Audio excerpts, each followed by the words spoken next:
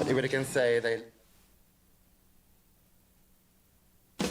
I step into the day with the dawn ringing in my ears. Oh, well, I tune into my TV show. No better way, I gotta get myself into gear. Let's go. Oh, and I feel good today with my wake up in the morning Expresso. I feel good today. It's my feel good breakfast show. Richards. Graham Richards. Zoe Brown.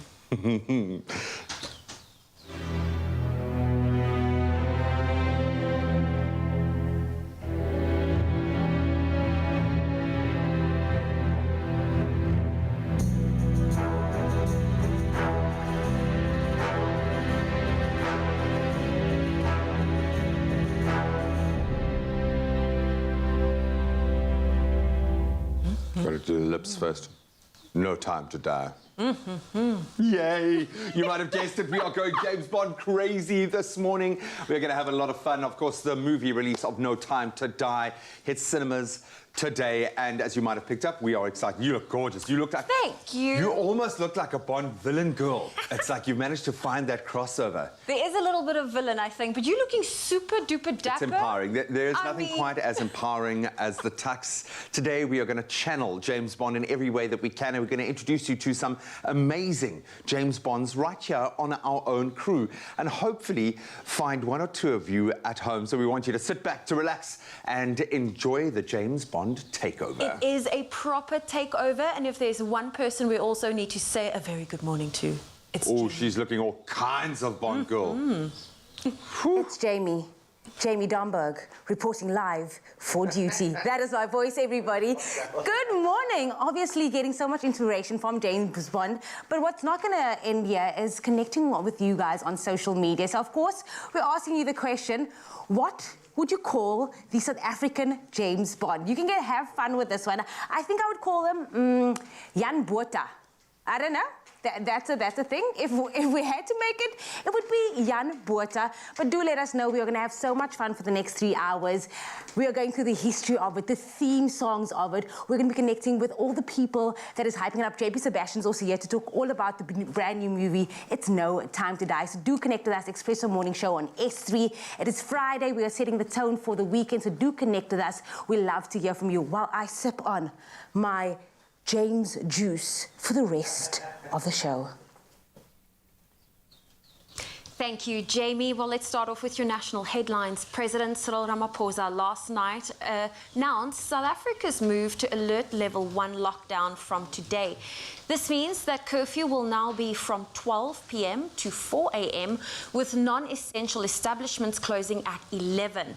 The maximum number of people permitted to gather indoors will be increased to 750 and outdoors to 2,000. The sale of alcohol will be permitted according to normal license provisions, but no alcohol may be sold after 11 p.m. The wearing of masks is still mandatory, and failure to wear a mask remains a criminal offence. And staying with local news, President Ramaphosa also said the Department of Health would soon be rolling out a vaccination certificate, which could provide variable proof of vaccinations. Now, he also announced that the government had decided to upscale its vaccination campaign by launching the Vuma Vaccination Weekends campaign from today. This is aimed at people who cannot be vaccinated during the week. Government's target of having 70% of the population vaccinated before year end is only achievable if 250,000 people receive the vaccine every working day from today. Now, moving to news abroad, Somalia's first public oxygen plant opened yesterday. This as life-saving treatment for the coronavirus has been largely unavailable to patients during the pandemic. The new plant in Mogadishu was purchased for 282,000 euros from Turkey by the Hormond Salam Foundation. It will be installed at the Banadir Maternity and Children's Hospital, where the foundation has also funded the repair of its COVID-19 ward. And desperate families have gathered at a prison in Ecuador after fighting in the prison has left at least 116 inmates dead. The battle first broke out on Tuesday with prisoners using explosives and firearms on each other. The gang-related violence is the worst in Ecuador's history. Officials said on Wednesday the prison was back under their control, but yesterday explosions and gunshots could be heard again. Now, shortly afterwards, police sent some 400 officers back in to maintain order. And next, the royals attend the world premiere of No Time to Die. Actor Daniel Craig walked the red carpet for the final time as James Bond in rain-swept London on Tuesday. This was as the star-studded but much delayed world premiere of the latest super spy blockbuster, No Time to Die, alongside Hollywood's elite and royals. Now, Prince Charles and Camilla and Prince William and Kate were among those who attended the world premiere of London's historic Royal Albert Hall. Now, the royals shook hands with the actor, and Craig said to Kate Middleton, who dazzled in a gold gown, and I quote, "You look jolly lovely." Now, Kate, in fact, glittered in a gold Jenny Packham creation, complete with a cape. Now, royals watchers were quick to point out that the 39-year-old royal glitzy frock wasn't just a fashion statement, it also carried some sweet significance, as it was a subtle nod to the style of her late mother-in-law, Princess Diana, whose turn was back to the clock, who went to the premiere in 1985 when Princess Diana attended a View to Kill premiere of another Bond movie in a very similar silhouette. Well, on that note, that's where I leave your morning headlines. Let's get a first look at your sport with the dapper Richards. I'm talking about Graham Richards.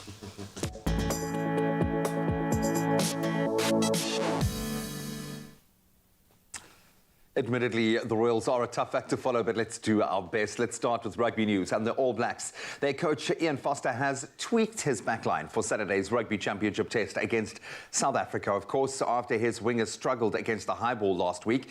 So George Bridge and Will Jordan paid the price for nervy displays out wide in the face of a Springbok aerial bombardment during last week's very tight 1917 win over South Africa. Of course, we can expect the same tomorrow. So Foster instead recalled Siva Rees on the right wing and shifted Rico Ione to the left, making room in the centre for Anton Leonard-Brown's return from injury.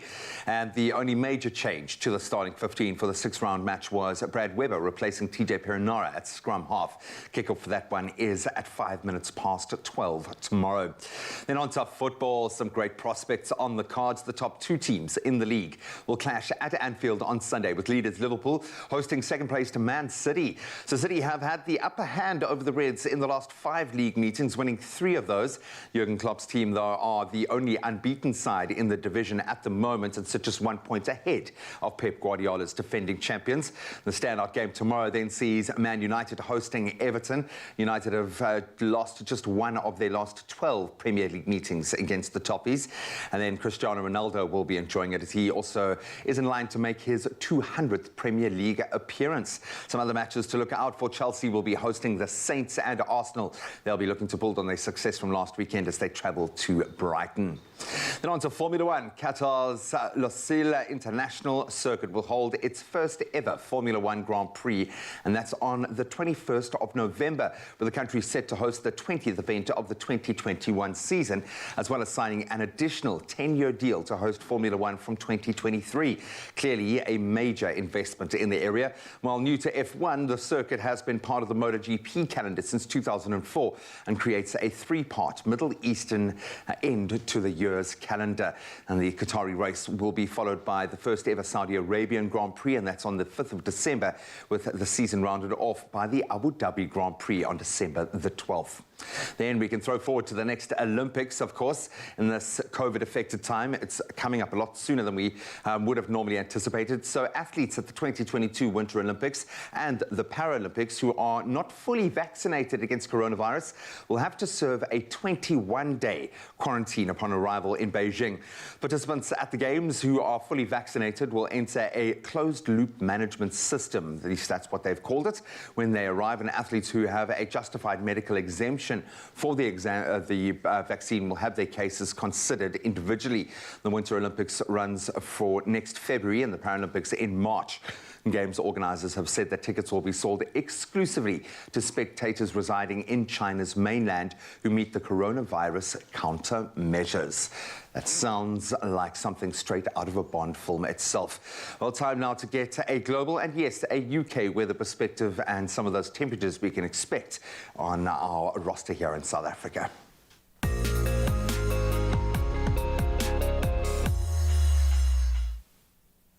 Thank you so much, Mr. Richards. As he said, we'll start with this international weather news first. Now, UK Prime Minister Boris Johnson has told climate activists in Milan, Italy, that they were paying the price for the, and I quote, reckless actions of their elders.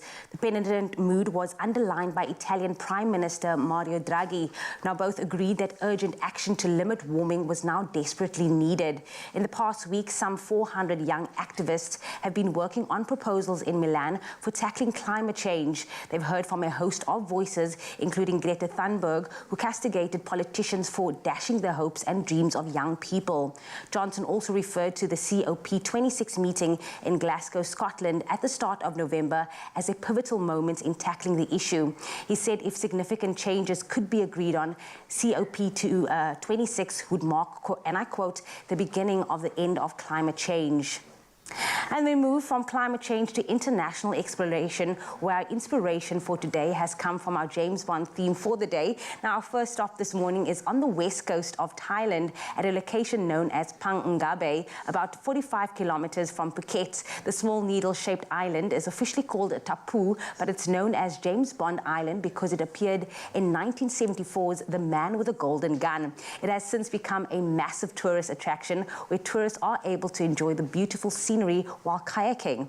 And then, of course, bringing it back to our local shores, we also have sunrise photos that need to be showcased. Now, starting us off this morning is Kiara Gabriel from Cape Town, who captured this brilliant shot overlooking her area as the sun rises in the distance. Another one came through from Trevor Yun from Queensburg, who captured this interesting silhouetted shot as the sun begins to rise, casting reflections in the body of water below. Keep them going, keep them flowing. We absolutely love seeing how you start your day. And who knows, you might get a feature here on your Feel Good Breakfast Show. But right now, though, it's time to have a first look at the first temperatures for today. For you, Polokwane, it starts at 15 and will peak at 24. If you do find yourself in Umbombela, expect a range of 18 to 26. Thunder showers are coming your way today, Pretoria, with a low of 14, peaking at 25. And for you, Johannesburg, it is a low of 13 and a high of 21. Mahikeng, thunder showers also coming your way, ranging from 14 to 24. Klerksdorp, for you, it is 15 to 23. Kimberley ranges from 11 to 25. And then Bloemfontein can be seen with a low of 10 and a high of 19. Richards Bay, partly cloudy conditions for you. Expect a low of 20 and a high of 26. And then Pietermaritzburg, your minimum is 15 with a maximum of 26. Rain is coming your way today, Durban, that range from 19 to 26, as well as Mthatha with a 68% chance of rain, and your range is 13 to 20. East London, 14 at 23. Craddock can be seen with a minimum of 9 and a maximum of 24. Gqeberha for you, 13 at 20. George as well, a low of 11 and a high of 18. And if you do find yourself in the mother city, Cape Town today, you can expect a low of 11 and a high of 19. Worcester, 9 at 22. Sutherland, 4 18. And then last but definitely not least, Uppington ranges from 9 to 29. Well, that is where I leave your weather here on your Feel Good Breakfast Show. Oh, well, listen, summer goes hand in hand with weekend getaways, and just listening to those temperatures, I think it's safe to say, you know, we are looking forward to the holidays. And when it comes to unplanned road trips, whether it's a beach trips, picnics, and many more outdoor adventures, our beauty and fashion editor, Nox Mafu, she is here just in time to help us prioritize our beauty essentials for that spontaneous summer vacay this weekend. Oh, Nox, it's always so great to have you here. here. It's so good to have you, and it's such a great set and theme today. I'm excited, and I feel like the perfect Bond girl needs the perfect travel kit to go out. Now, I'm someone that's always on the go, so having a little essential kit that's easy to grab, pop in my bag, to go with me where I'm going. 100%. It just makes life so much easier. It's so important, Zoe, and I think for someone like you who's constantly on the move, I mean, you came back from Johannesburg just now. I feel like at the drop of a call, you can get a phone call to say you need to leave, and of course, you need your travel essentials to make sure your skin's looking great. So this is for you. Thank you, and this is such a cute little bag from W Beauty. So stunning. Also, the color's very much on trend, so already I'm loving it. Of course, travel essentials also mean there are some goodies in here. So, Knox, I'm going to unpack the first one. Here you have the Complete Shield SPF 50 Protect for all skin types. Very important. Exactly. SPF is a big part of, obviously, your beauty routine. So this is great after you've got cleansed skin and you've washed your face. This is the final layer that you'll add. It's really, really great because it's also got vitamin complex and great for all skin types. And we know that W Beauty is has animal cruelty, they don't have animal cruelty, and also vegan friendly. So this is a really, really great essential for that SPF. I want you to be protected all the time. And you know what? I'm someone that wears sunblock every day, 100%. every single day, come winter, come summer, come rain, come hail, come all of the weather conditions. Every single day I wear my sunblock. Now, I love this for traveling, a hydrating face mist. Now this is awesome because you can leave it after clear skin and also during the day. I find that my skin needs that extra quench of hydration. This is wonderful for that. Another one with vitamin complex. Also, it comes in a travel size, which I saw at Woolworths this week, and it's so, so cute. So if you wanted to decant it, you can also get yourself the much smaller one and make sure that you don't have everything that you're taking on your trip. Yes. And you know what's great about this, especially if you're taking a long flight, to just mist, because the flight can really dehydrate your skin. 100%. And that's what I struggled with going to Johannesburg. The climate was extremely dry. I mean, you have beautiful winters in Johannesburg, but my skin dried out, especially my lips and my face.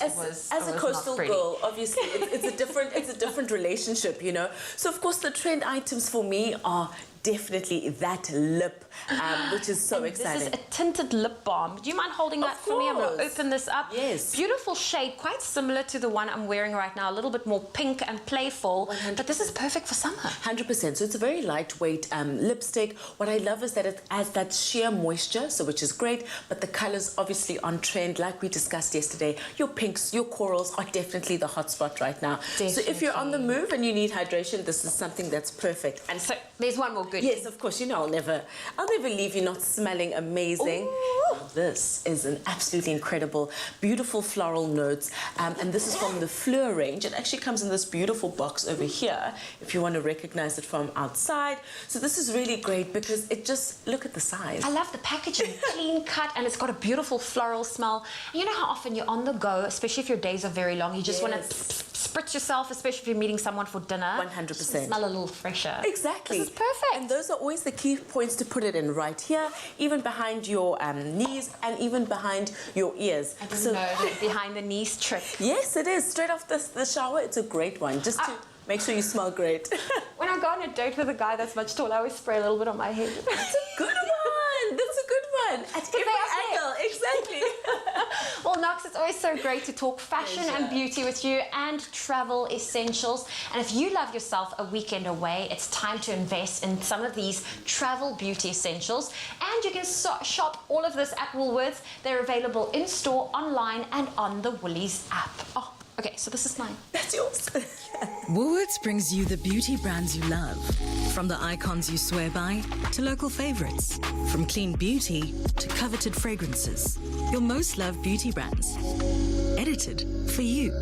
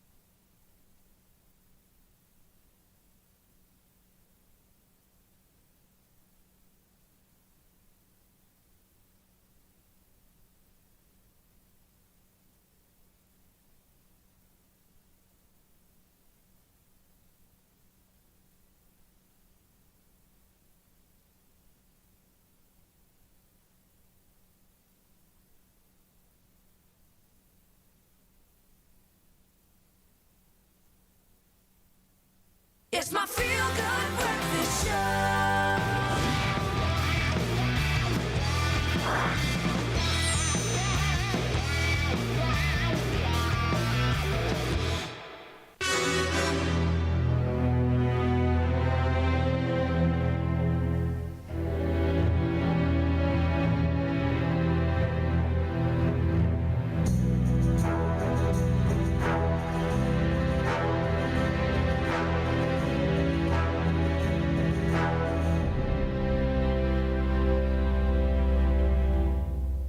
No time to die, Miss Moneypenny.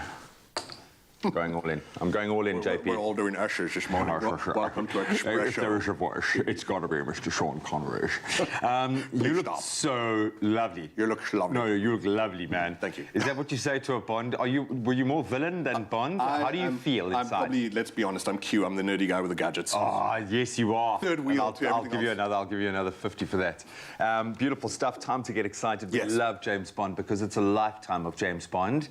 There is a certain level of expectation that we need, but we also want something completely new. Is this what we get in No Time to Die? So, No Time to Die, by the way, this is a review of No Time to Die. I've seen it myself, and it comes out today. So I've got a bunch of nerves on my shoulders right now because this is 25 James Bonds so far. Wow. Daniel Craig has done 5 of them. This is 16 years in the making. And he has been a wonderful custodian, I think, eh? He's been excellent, and later in the show, I'll unpack for you why I think he was extra special for everyone. So this No Time to Die, being the 5th, is the culmination of everything that went before it. And this is the first time I think that we've had a James Bond arc that feels like it's really building its own personal universe on the single Because they've been taking us there with him. We've gotten to know his character behind the Bond quite a lot. Yeah, so it's not just episodic and broken up and everything like that. And yes, it does wrap in that quintessential way you'd hope for and also bring something new, but also bookends, loose ends, all those kind of types of things.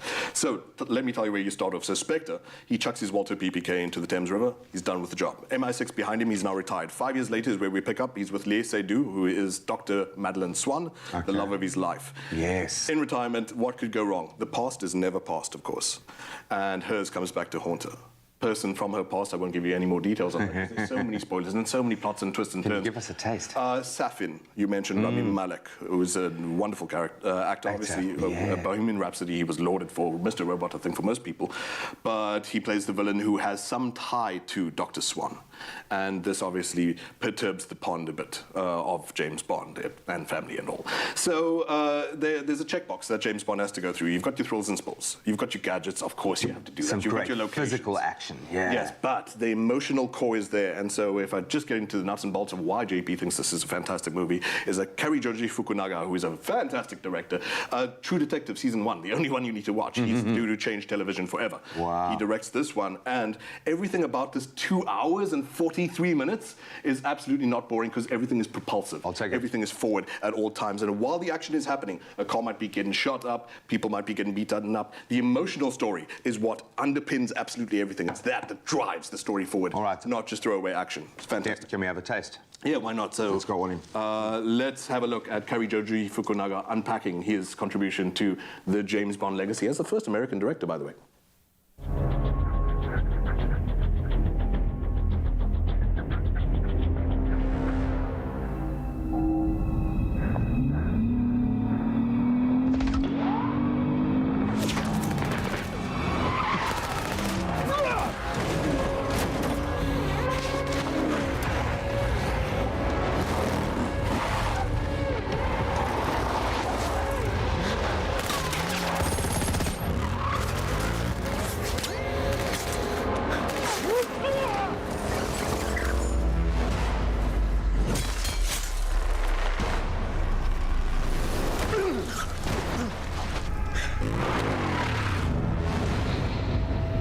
It does beg the question, how has his body been able to stand up to 5 James Bonds? I will He's in break it. that down for you and put that in a plaster of Paris cast for you a bit later. But that wasn't, in fact, the director as I had promised. My plans were thwarted by Expresso. I need a cap to stroke. There is a villain waiting to press that button at any point, seriously, man. any time. But it looks great. It looks yes, great. Daniel Craig is back. He's full-bodied, full emotion, full heart, full soul. like I said, want to unpack for you in a bit more detail why he's the guy. But it's really great, actually, all the big macho stuff aside, and the big story stuff aside, and the big technical stuff aside, to say that he's just allowed to be, because he's earned it by now, Daniel Craig, so casual and so light. It's scenes that will make you giggle, scenes that will make you need that. You need the balance because Bond is cool and calm. And I'm absolutely happy to hear that he has observations on someone's pet cat while everyone's like dealing with something serious, like a bomb's been defused, and he's like, those come with hair these days. Daniel Craig is allowed to let his hair down, stretch his legs, and he's earned it, absolutely. I don't know, however, if I'm chewing up Expresso's time, if the detonator's about to go off, can I show you another clip? Give us it. Do it. We need it. So this is the director that I've been lauding, and the guy who's ready to be up to the challenge of wrapping, culminating this story where it was, rather than Bond chasing the conspiracy, Bond really trying to defeat himself is what we've been watching this whole time in Daniel Craig's story. Cary Fukunaga rolls out the red carpet. Wrote it.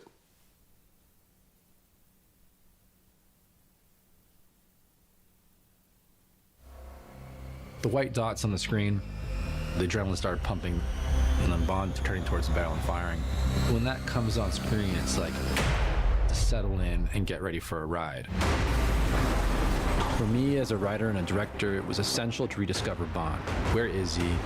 After 5 years of retirement, who has he become? He's sort of a wounded animal struggling with his role as a 00. The world's changed. The rules of engagement aren't what they used to be. The rules of espionage darker in this era of asymmetric warfare. The people close to Bond, those he considers to be family, are at great risk. And now there's someone new out there, more dangerous than anyone he's ever encountered. And whoever they are is smarter and stronger than Spectre. And the moment he's called to action to the end of the film is a race, not only to save the world, but their lives. No Time to Die is the culmination of all that Bond has become. With all that he's seen, all the trauma, the loss, what is that mission that would be his most challenging and most difficult? And that was our target. We aimed to do something extraordinary with this one. Every Bond film has that thing, the danger, but also the emotional punch. Everything that was left unsaid will finally be said. This will be the final chapter for Daniel Craig.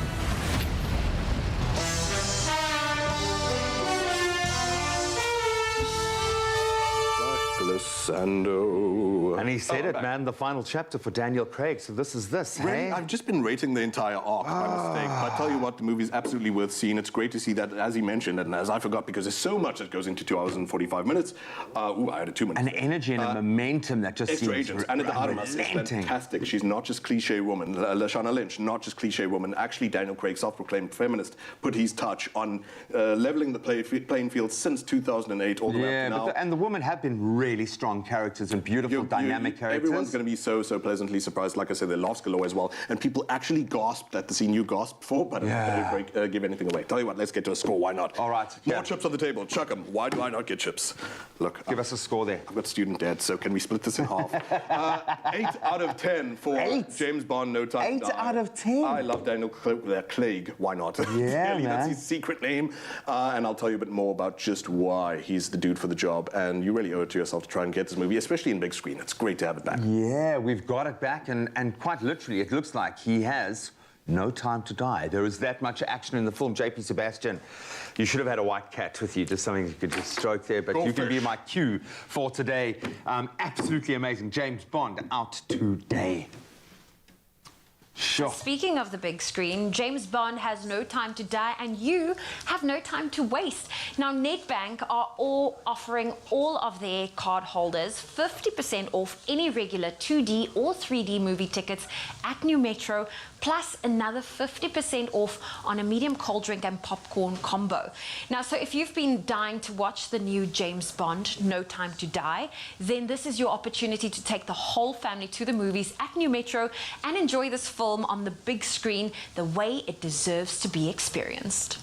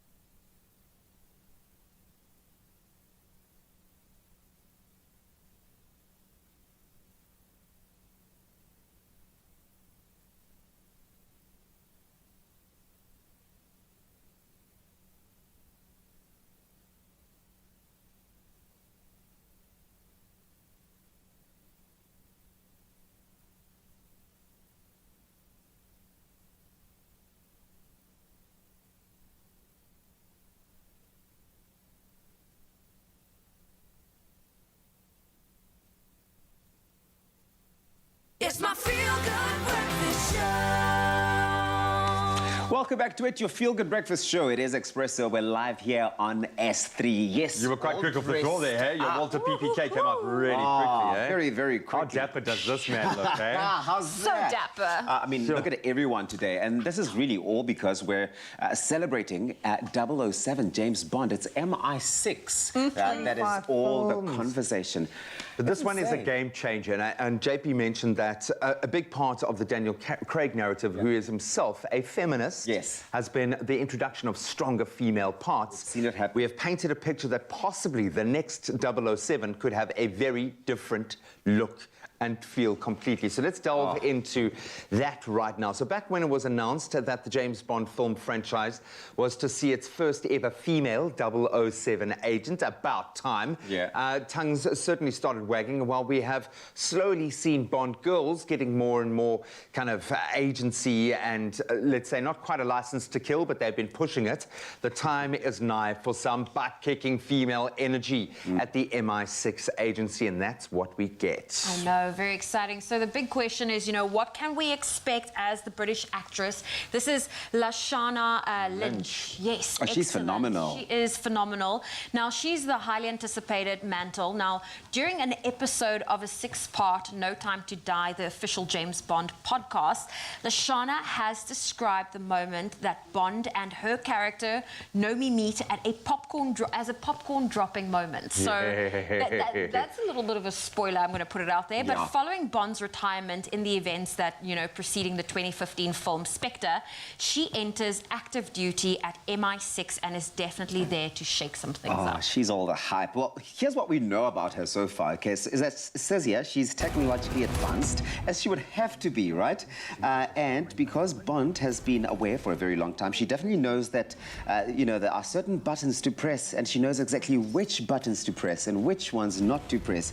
And while Bond is taken aback by seeing a woman, you know, who does the same thing as him for the very first time, and eventful sort of mutual respect does start to come across, and they get to know each other's capabilities, coming from the same program, and really you get to see that chemistry in an interesting way. And she's cold. And I think you forget that they're agents, but they've got a license to kill, okay? And I think that's going to be like the real crux of this character, is just how hardcore can she be? So Lashana, who was at first hesitant to climb into another major franchise after grabbing a lot of attention as pilot Maria Rambeau in Captain Marvel, you might remember, says she was assured that her portrayal as a black woman will feel real after having worked closely with the film's producer, the director, the writers. So she really has had a heavy hand in the creative process, and despite the initial backlash around the announcement of her character, she asserts that, and we quote, "I didn't want to waste an opportunity when it came to what Naomi might represent. I searched for at least one moment in the script where black audience members would nod their heads and touching at the reality, but glad to see their real life represented in every project I am part of. No matter the budget or the genre, the black experience that I'm presenting needs to be 100% authentic." Representation. I'm excited to see this and to see her take on this role. I'm a little bit nervous. I don't know how she's going to be so hardcore. There is no denying that this is an important moment in cinematic history. Don't let that slip past you. And we're all rooting for Naomi in this film. Undoubtedly a new era for the Bond films. Are you looking forward to seeing Lashana Lynch in action? Well, let us know on our social media platforms using the hashtag Expresso Show. And while you're at it... Do you think, can I ask you a question? Yeah. Do you think either one of our ladies here on the Expresso Show, Zoe or even Jamie, for example, could take on like some sort of agent role? And have you seen the butt that they've been kicking over the last year of their life? Basically, when lockdown started, these girls started transforming themselves into secret agents, okay? And one of them is standing by right now to work on that Bond body. And she's standing next to a covert Bond body right there. Look at those arms. Oh, those guns How could you even ask that question. We are ready. We are ready to even work out right now. So get up off the couches, get up out of the bed, because it's time for us to work out on this Friday. Now, Daniel Craig has been James Bond since 2006. We know this. We love him. And is arguably the most physically fit Bond of all time, taking an unrivaled physical approach to the role. Along with personal trainer Simon Watterson, the pair have taken Bond to a whole new level in terms of stunts and just action scenes. They keep just getting the game up with this. But of course, today we're going to be doing just that. Now, with the film releasing today, we will take you through the workout routine that Simon and Daniel did to get in the shape for the movie. Now, Watterson prepares his workouts based on what Craig will have to do during the film, and is a combination of all kinds of exercises, with relevance being the key. Now, if there are huge sprint scenes in the film, there's no point Daniel sitting on a bike. Well, just doesn't make any sense. So obviously, we're going to make sure that we are doing all of that. And Bjorn is here today to take us through a workout. Bjorn, how are you doing? I'm great, thank you. You look great. I'm looking forward to doing this workout. I think the best way to describe this workout is simple and elegant, which is just like 007. Simple and elegant. Should we be scared? We shouldn't be too scared, no. I think what Watterson did here is really make it doable kind of for James Bond, because he's been doing a lot of stunts. He's going to be running around a lot in between these workouts. So these workouts are focused on simplicity, getting as much muscle recruitment as possible in that little time he can spend in the gym, because the rest of the time he's going to be running around, doing stunts, doing wardrobe fittings, and a whole lot of things that 007 has to do. So would you say it's very much cardio-based, is upper body strength, or is it just a balance of everything? I think it is a good balance. You're doing a full body circuit twice a week. Then you're splitting up into the different segments. We're in a push-pull sort of split, I see, in the full body segment. And then you can really focus on the shoulders, the chest, and the legs, which is really for aesthetic value, because that's important. When we're going to be on screen, it's got to look good. As well as you've got to be able to perform well as well. For sure. And I'm sure like the diet also plays a huge role in that, which we're going to touch on a bit later. But it's time for us to get down to business, Exactly. get our 007 moves out. Of course, for you at home, Zanzi, you can join along with this 007 workout. Like he said, it's not going to be too bad, so you can follow along with us. All right, so I'm just going to take you through a couple of simple moves. We obviously won't be able to finish everything today. The first one is a full body power circuit done on Monday and Friday, right, to hit as many muscle groups as possible. So we're going to do a clean and press, right? So we're going to imagine the weights now. We don't actually have the weights, but with the clean and press, you're going to be grabbing, bomb down, chest up, right? You always want to have that lower back flat. So I'm going to give you a side option over here. You never want to have that bum up, right? So you want to drive through your legs and let your elbows follow that power, turn around, and then press up. Push up. So you've got legs, back, shoulders, everything going up here. Now, because we're recruiting so much muscle, you'll see your heart rate start to fly up. So even without a weight, we're just going to do a couple here and explode up to the shoulder. Bounce and press, right? Let's do that one again. Down, explode up to the shoulder, bounce and press. Now, as you add weight, you can imagine that one gets a little tough. Yeah, that is going to be tough, definitely on the shoulders as well. But I love the fact that we're using the form as well, just to drive that and making sure that we drive with their heels through the ground. Everything, yes. Form is absolutely crucial because you want to minimize injuries. 007 cannot afford to have injuries during a film set, right? During a shooting round. So our next one is going to be weighted knee ups. Now, normally this would be performed hanging down and you'd be lifting your knees, but we're going to sit down over here, right? Same mechanics are involved here. You're going to lean back. What's important is to squeeze into the stomach and control back. Now, you could do these hanging. Imagine if I was up like that, squeezing in, controlling back. Now, a lot of people just let it flop up and down. The whole point is that squeeze, get that tailbone to turn, and that slow release. Use your breath to exhale, and control down.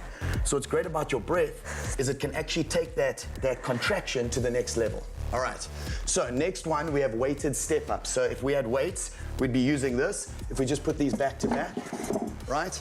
Now you can vary how high you step up with the weights. You're gonna take your right leg, drive through that heel, stand up, balance, drop down, change legs, other side. So your legs are the biggest muscle group. So we burn plenty of calories through here. Also, for especially Bond, it gets his testosterone up with all these huge complex movements, right? So that would be your weighted step up. Now, two more of these. The tricep dips is the next one that's important. I understand now why he looks the way he looks, because this is hardcore. It's no joke. It's for secret agents. You know what I mean?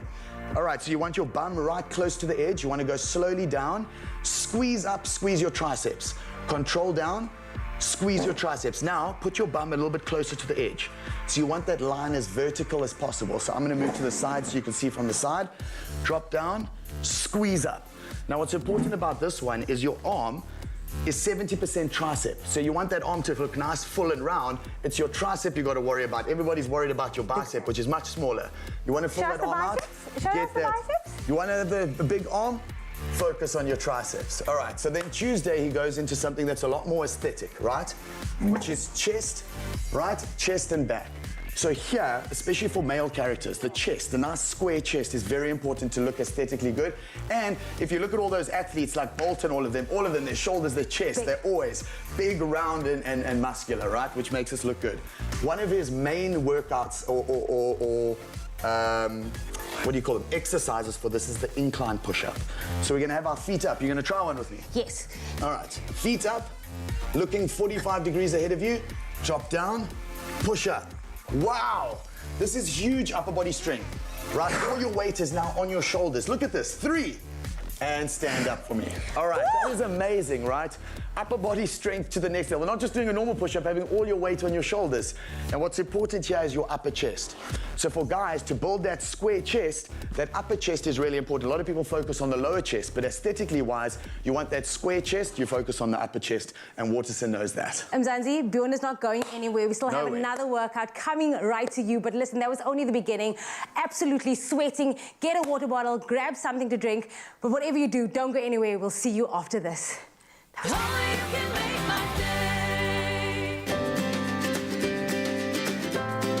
Simple as CBD should be.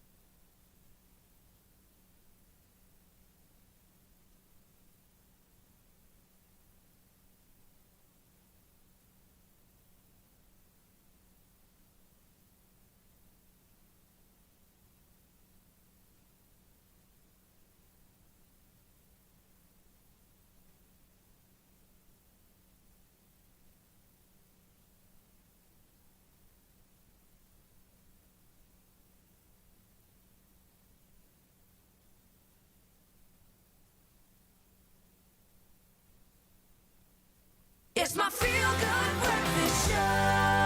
Welcome back, everybody. Happy Friday. I hope you caught your breath. It is time to exercise again, because as much as exercise and training are integral parts of the preparation for a film like No Time to Die, recovery, diet, and also managing injuries are just as important. Now, during filming, Craig injured his ankle, and Waterson said that mentally you need to keep yourself in a good place when something like that does happen. Now, with injuries, it's all about looking at the long-term health, so you do the right exercises and the right rehabilitation to get it fixed properly. He said, now nutrition is also key, and Waterson tailors a diet to look for a maximum amount of energy, good hydration, and also a constant flow of eating throughout the day, making sure that the metabolism is working throughout the day. We did speak about that, but Bjorn is back for our second workout.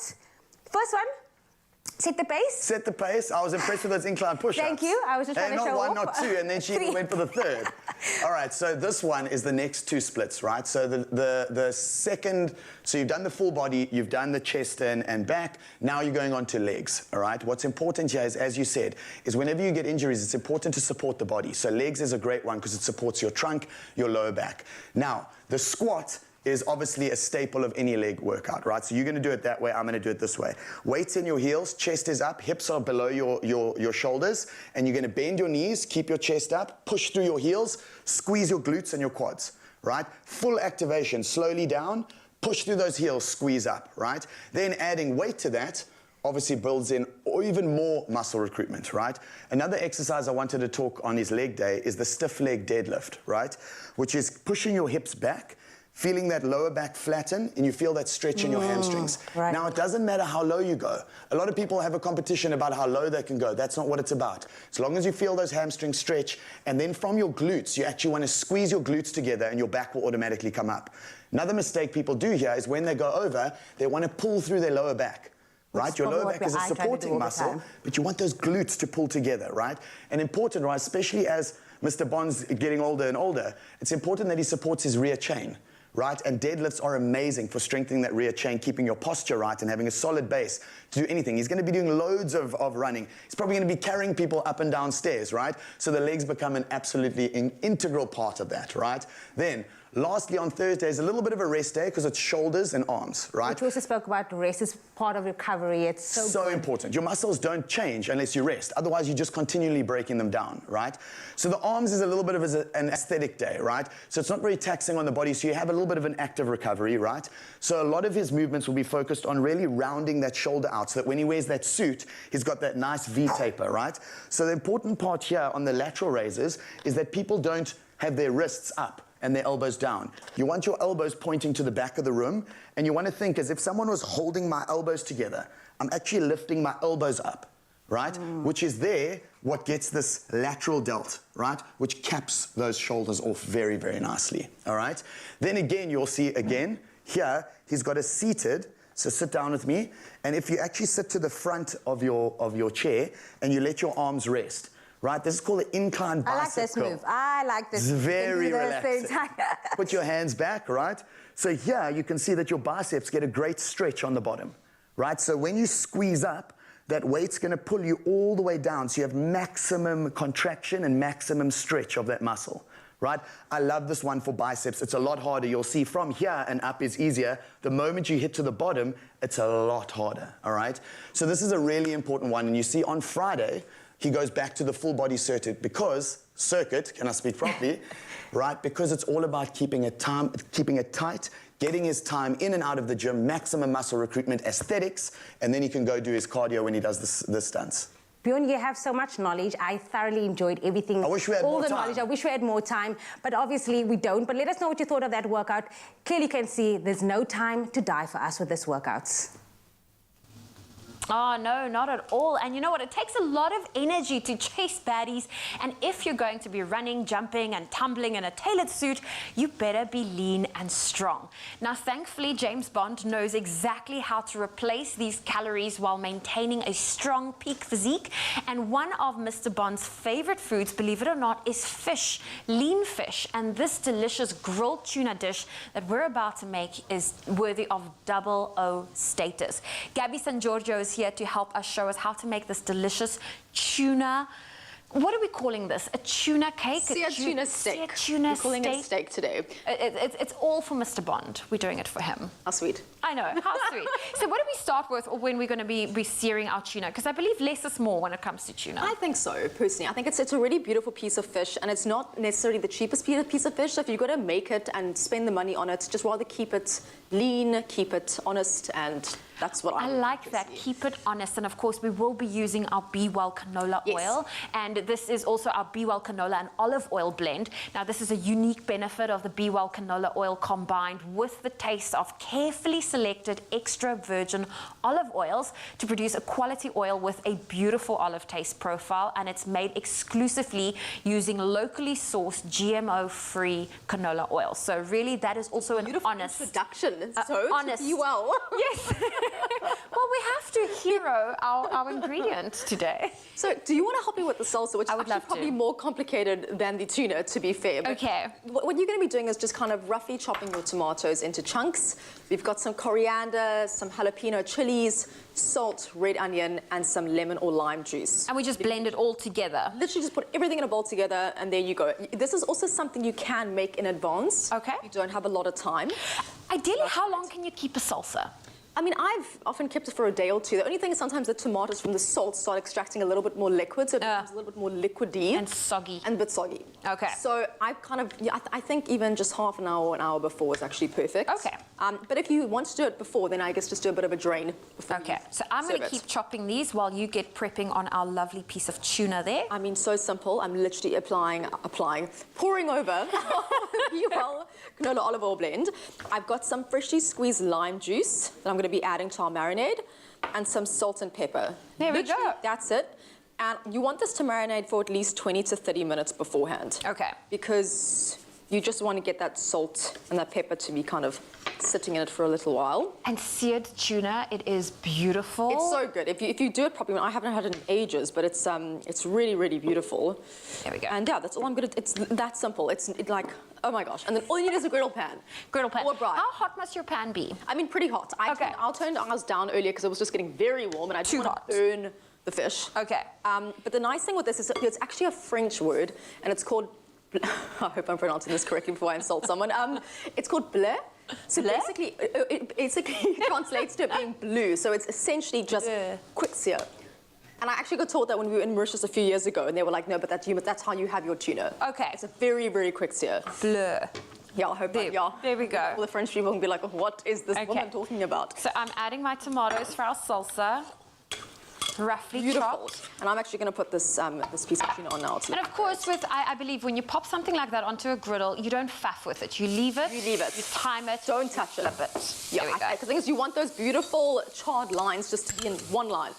And you start fiddling with it, you know, it starts. So I'm adding all of the ingredients you said. Is this green pepper I'm adding? It's jalapenos. Jalapenos. We added quite a lot today. So if you're someone that doesn't really prefer the heat, then just a little bit of fresh lemon juice. Well, of course, if you've missed any of the steps to this delicious recipe, we do have it available for you on our website, expressoshow.com. We give you the ingredients, the steps to making it, and you too can be having a Bond delicious meal this weekend. I'm just going to add a little bit of salt.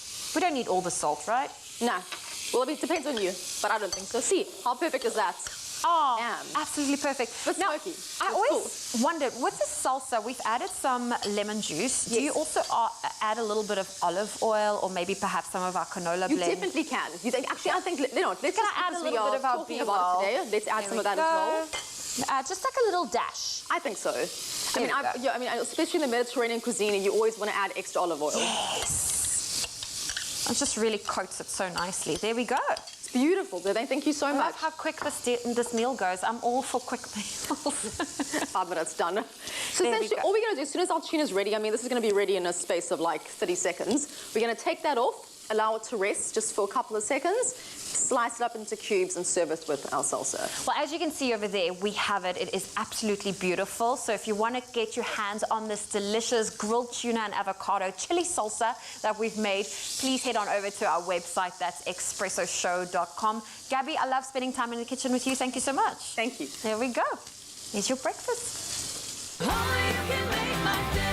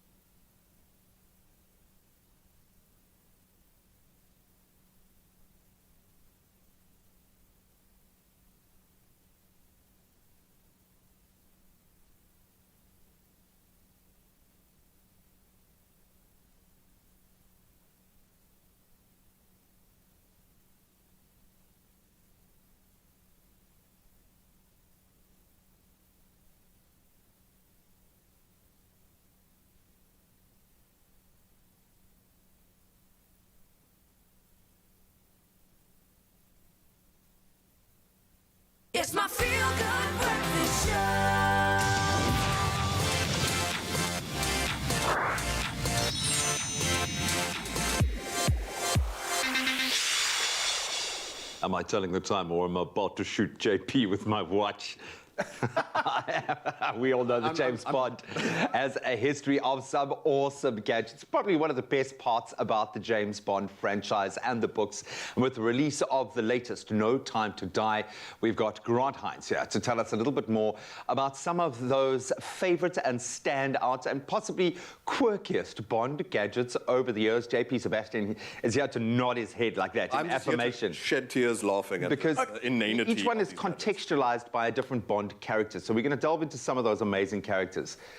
Yeah, so look, James Bond, okay, I get it's a cool series. I keep thinking you're going to shoot me with your watch. Please, just stop. Look, we've got tech today that is way more advanced than the tech of these films. But every time, they're just so absurd. So I went to do some research into this, and I've never in my life seen the most ridiculous gadgets. I don't know how they passed the writer's approval. But it's almost like the further back you go, the more crazy they get. I'll remind you that the further you go into the 60s, the more drug-addled people got as well. It was very psychedelic. Hey, they drank, they did whatever they had to do to get through the 60s and 70s.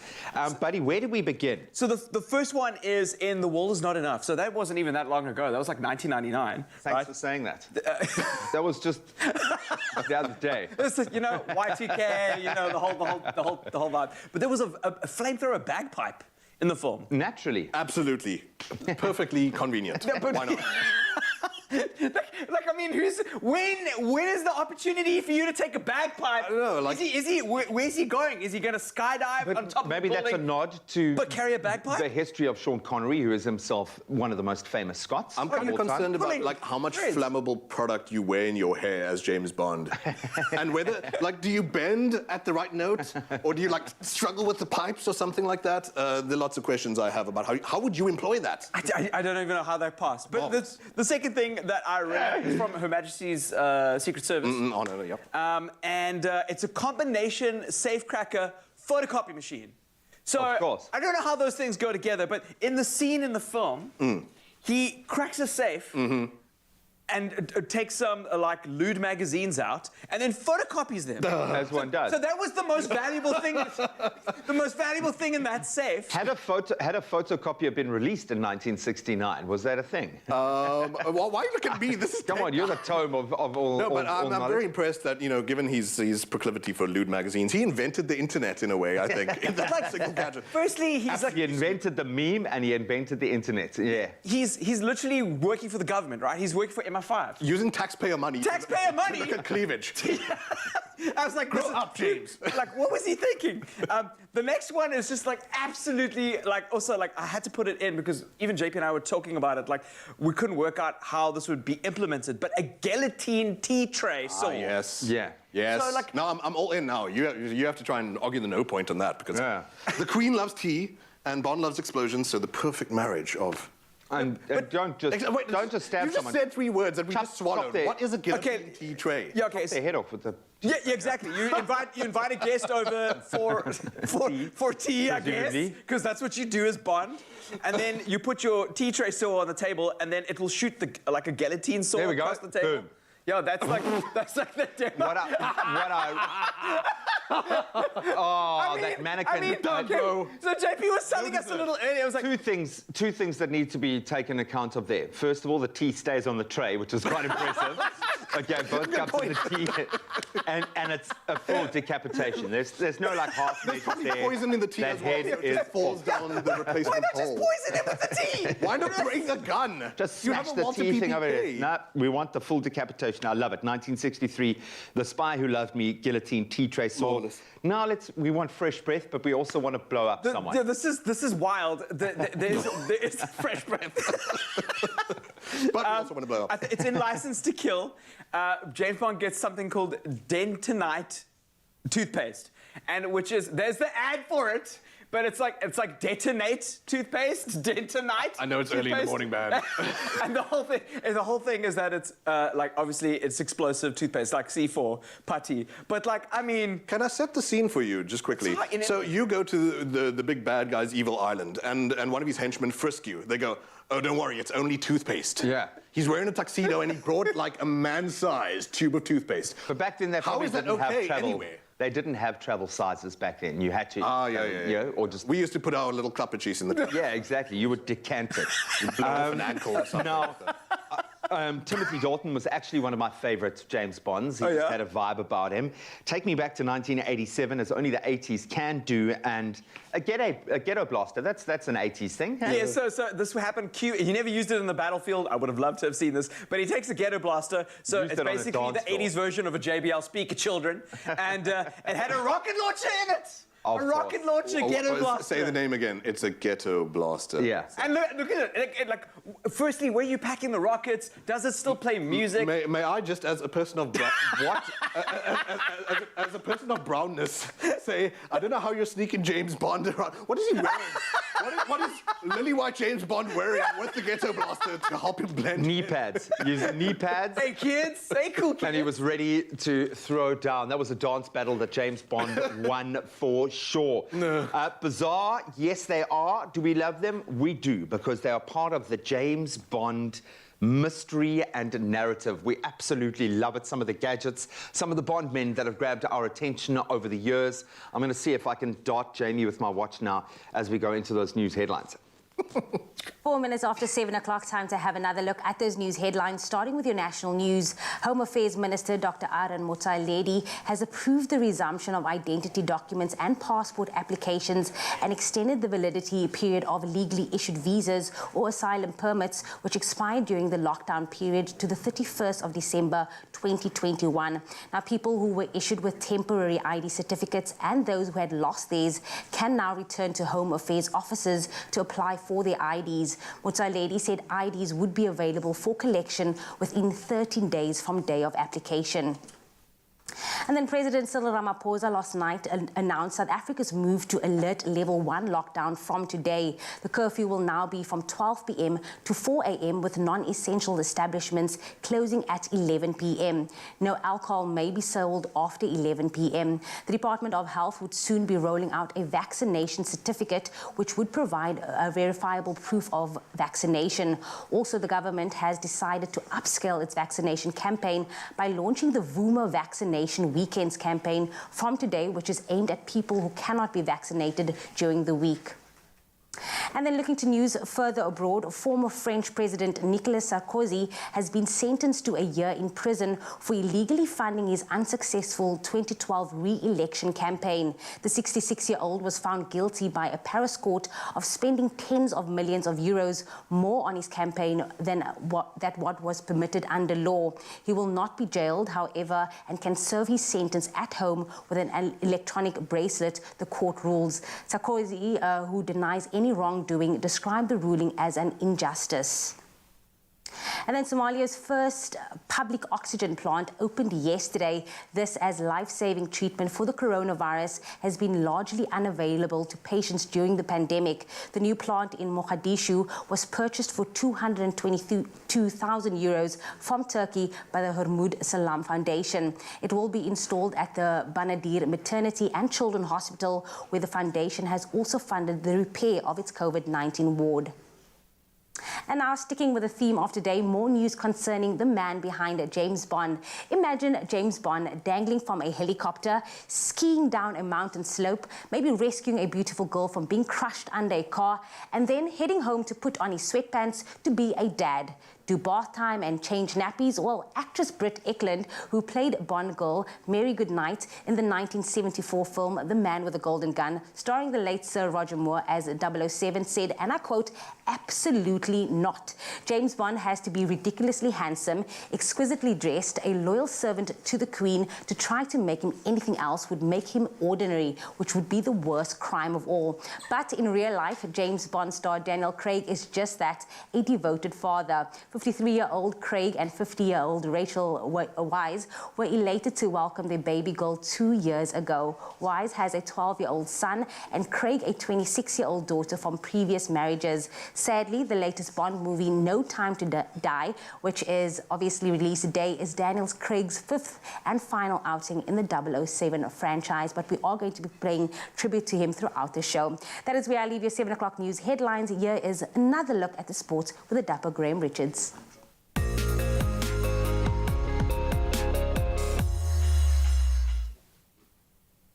Well, we're going to omit the black suits, i.e. our the All Blacks this morning. We're going to delve into our weather for the morning in just a moment, of course, setting the scene for hopefully a beautiful weekend. But let's bring you a broader perspective. Each year, millions of tons of microplastics particles flow from rivers and waterways, plants, and they struggle to capture them. So a sieve-like filter can quickly become clogged. But now, an animal from the very oceans which humans are contaminating has inspired a brilliant, almost Bond-like solution.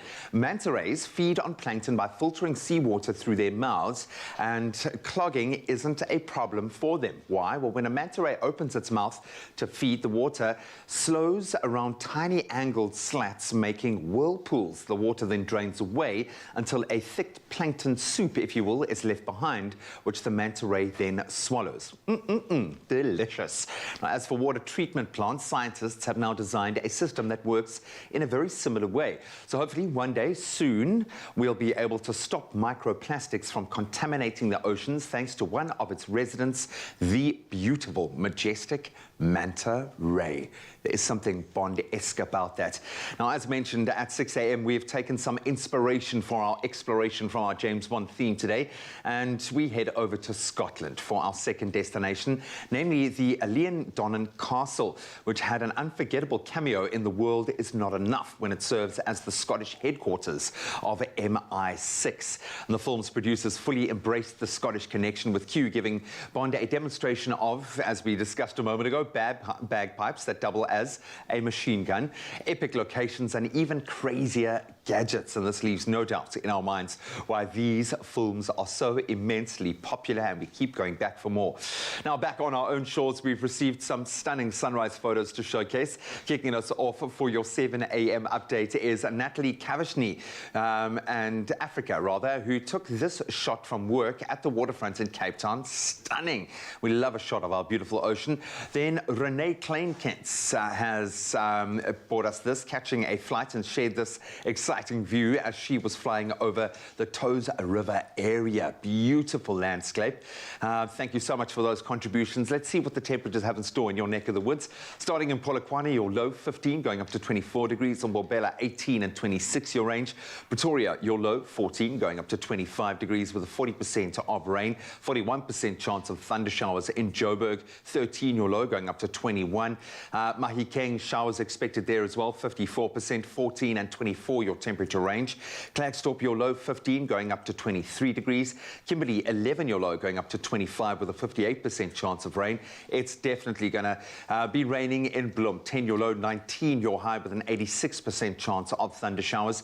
Richards Bay, 20 and 26 degrees your range. Pietermaritzburg, 15 and 26. A little bit of rain expected in the inland there as well. Likewise in Durban, where your low is 19 and your high 26 degrees.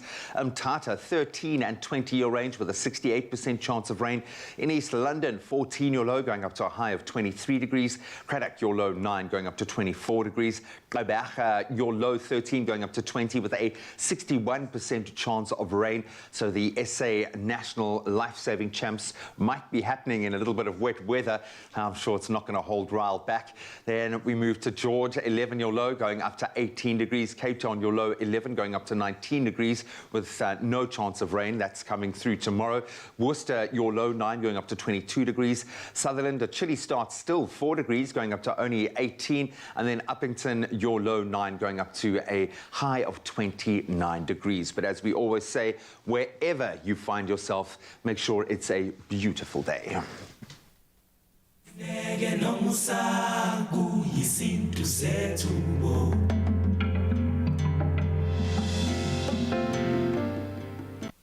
Now, here's the thing. You get all sorts of different types of movies out there. You know, you get movies that can be watched perfectly fine at home, and then you get blockbusters that deserve to be on the big screen. The new James Bond, No Time to Die, is undoubtedly one kind of a movie that you've got to watch on the big screen. Absolutely. Yep. Now, of course, with the movie launching today, Nedbank are graciously giving all their cardholders 50% off any regular 2D or 3D movie tickets at New Metro, plus another 50% off on a medium cool drink and popcorn combo. I mean, this is amazing. Huge one, right?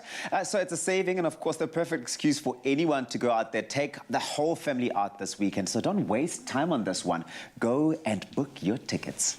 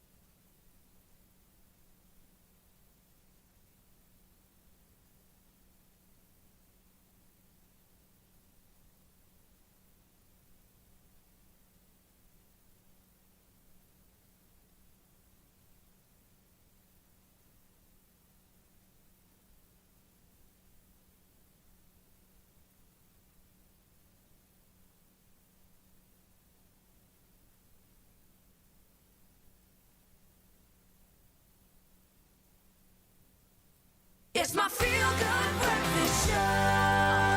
Welcome back. It is your Feel Good Breakfast show, but it's not just any show today. Oh, it no. is a James Bond takeover kind of show. And I mean, with the release of the new No Time to Die James Bond movie, the Expresso team have decided to do their own spin on some of James Bond's most iconic classic scenes, and that is the scene where he walks out of the ocean. I think this is what the world was like. Okay, no, Daniel Craig's a cool James Bond. Fine, he can stay. He can stay. The James Bond body was introduced in that particular scene, but I have a feeling we have our own James Bonds here on set. So please welcome the Expresso presenters and our amazing crew as they take on the challenge as James Bond. Take a look.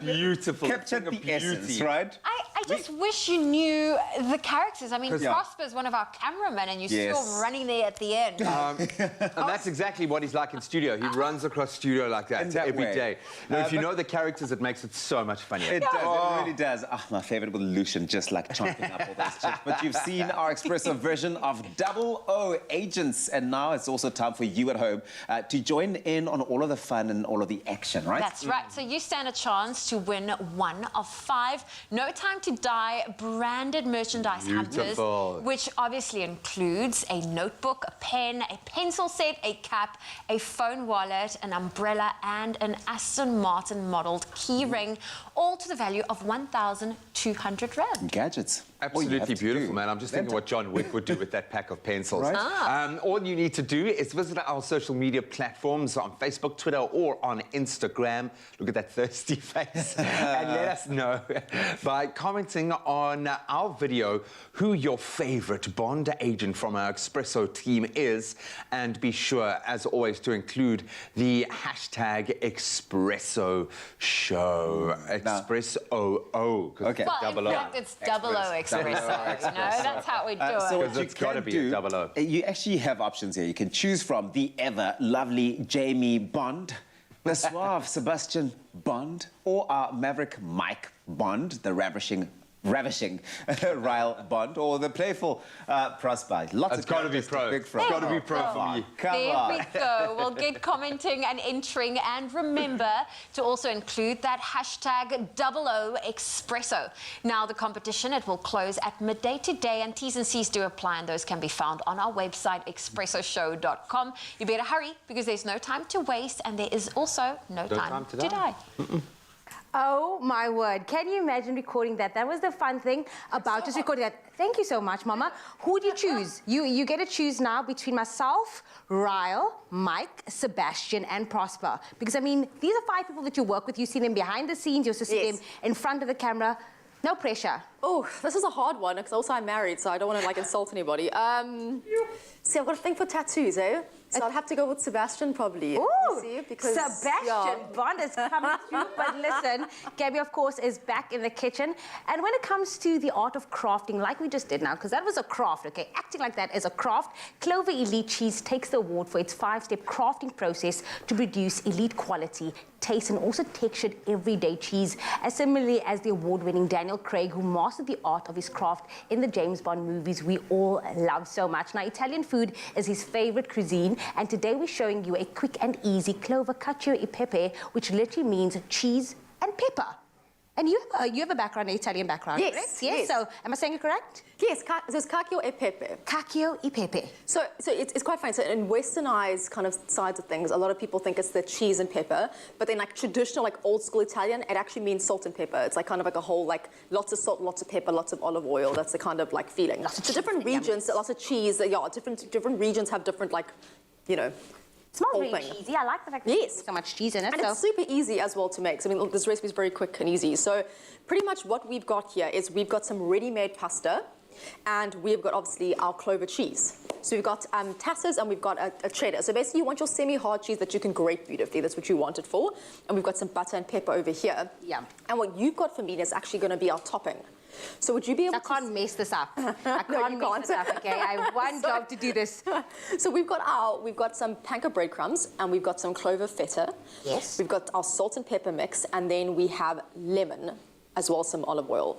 So all you need to do for me is put the feta in with the breadcrumbs, season it with some salt and pepper, and if you could then just zest that lemon for me, lemon in. Just to make that extra zesty. I can do that for Please. you, Mama. In the meantime, I'm going to add some butter to our pan to melt. At what age are you taught how to make the perfect pasta? Is it like part of kindergarten, at creche they're saying, Gabby, you need to learn how to make a good pasta. We actually have Gaia cooking in the kitchen with us now. Like, she stirs and everything, but then she always tries to like put the really hot spoon in her mouth. I'm like, don't do that. And she's not even 2 years old, right? No, she's 15 months. 15 months and already getting there. Let her work. Let her work. Yeah, I think the first time I actually cooked properly, I think I was 9 or 10. I think I was 9. There was a show that we used to watch. I don't even think it was years ago, obviously. It was called Ready, Steady, Cook. And they had 20 minutes and they literally got given 5 random ingredients and they had to make something. It's like Chop now. There's a show Yes, called Chop yes, right yes, now, yes, so yes. it's quite similar Yes. concept to that. Look at that, and look at you now cooking on a national television, all because you started at 9 years old. So you know. let them work. Let her work. Listen, how I'll much olive oil am I handy. using for this? Just a little bit, yeah, like a little drizzle. I've just added some pepper, obviously, lots of it, to our pasta. And also, what I've also got here is some water. So when you boil your pasta, when you pre-make it, reserve some of your pasta water, because that will also just be really great just to toss through your pasta afterwards, just to make it a little bit more, not so dry. So I'm just going to be tossing this in here. I'm just thinking of the breadcrumbs is also going to help with the texture of it. So just the perfect Exactly, blend of that nice pasta, little topping on a little top. crunch, and then the zest of the lemon. And all I'm going to be doing now is I'm going to turn off the stove because I don't want the cheese to be too melty. And I'm now just going to, while it's in the pan, pop in my clover cheese. Bam. So we're going to do that. I'm in love. I'm in love. All the cheese. And of course, we spoke about the process, which is the 5-step crafting process into creating this amazing quality that we're serving for you. It consists of the finest milk selection, so that is step number 1, and then the complete pasteurization for quality, and then curd crafting for the texture that we all love so much, and then also precise maturation for taste and also clean packing for protection. So that is the 5 steps, and this is, of course, the reason that Clover's cheese is superior in quality, taste, and texture, and this recipe makes use of only a few ingredients, yet it packs bags of flavor thanks to the elite quality taste and again the texture that we always speak so much about from the Clover cheese. And of course we've used the cheddar and the tussers for its multi effect, and then the feta mixed with the breadcrumbs gives us a perfect crumble for the texture variation. Exactly. So I've done all of this. Beautiful. Thank you. And then I'll hand it over to you, Mama. Thank you.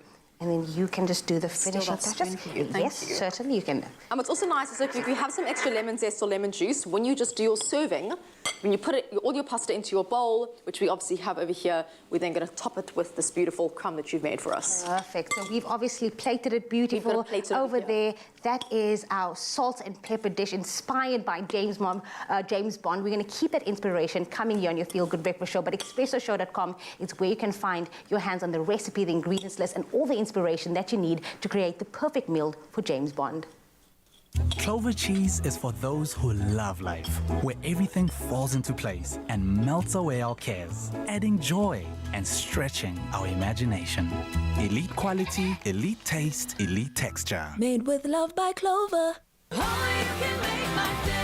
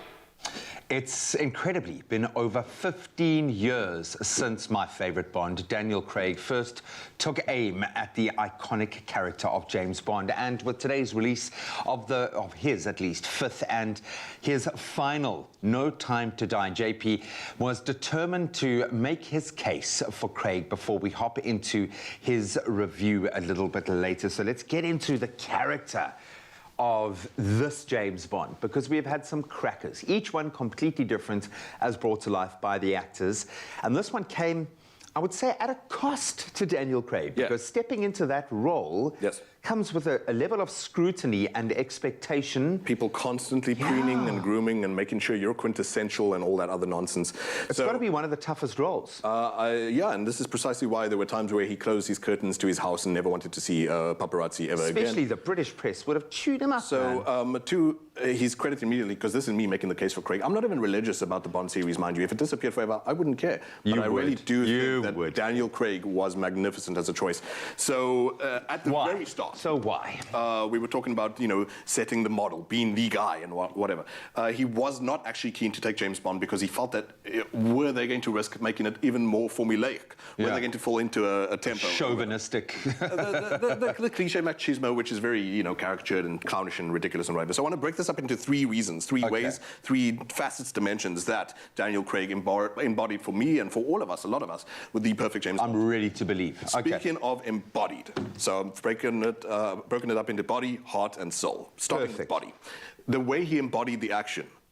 And it's very easy to say, you know, as these actors these days do their own stunts and that one has his own trainer and all that kind of stuff. But this was going way back to even Casino Royale, where Daniel Craig, realizing that he wasn't necessarily the prettiest of the Bonds as far as conventional beauty is concerned, he said, let's go all in on the body then. Took his mentors from previous movie Munich, which was Steven Spielberg's masterpiece he worked on, where he said that he looked into the eyes of previously trained killers and assassins. So James Bond, according to Daniel Craig's personal model and path, said, it's not going to be the spy stuff anymore and the slick stuff and the sipping the martini necessarily. Where's this real? He said, where's this military past that we hear so much about James Bond? So he turns military again. It's all about how much he's breaking his body, and fascinatingly into how much that's him really not broaching his trauma. Everything is this sort of explosive acting out of something he's not dealing with deeper down.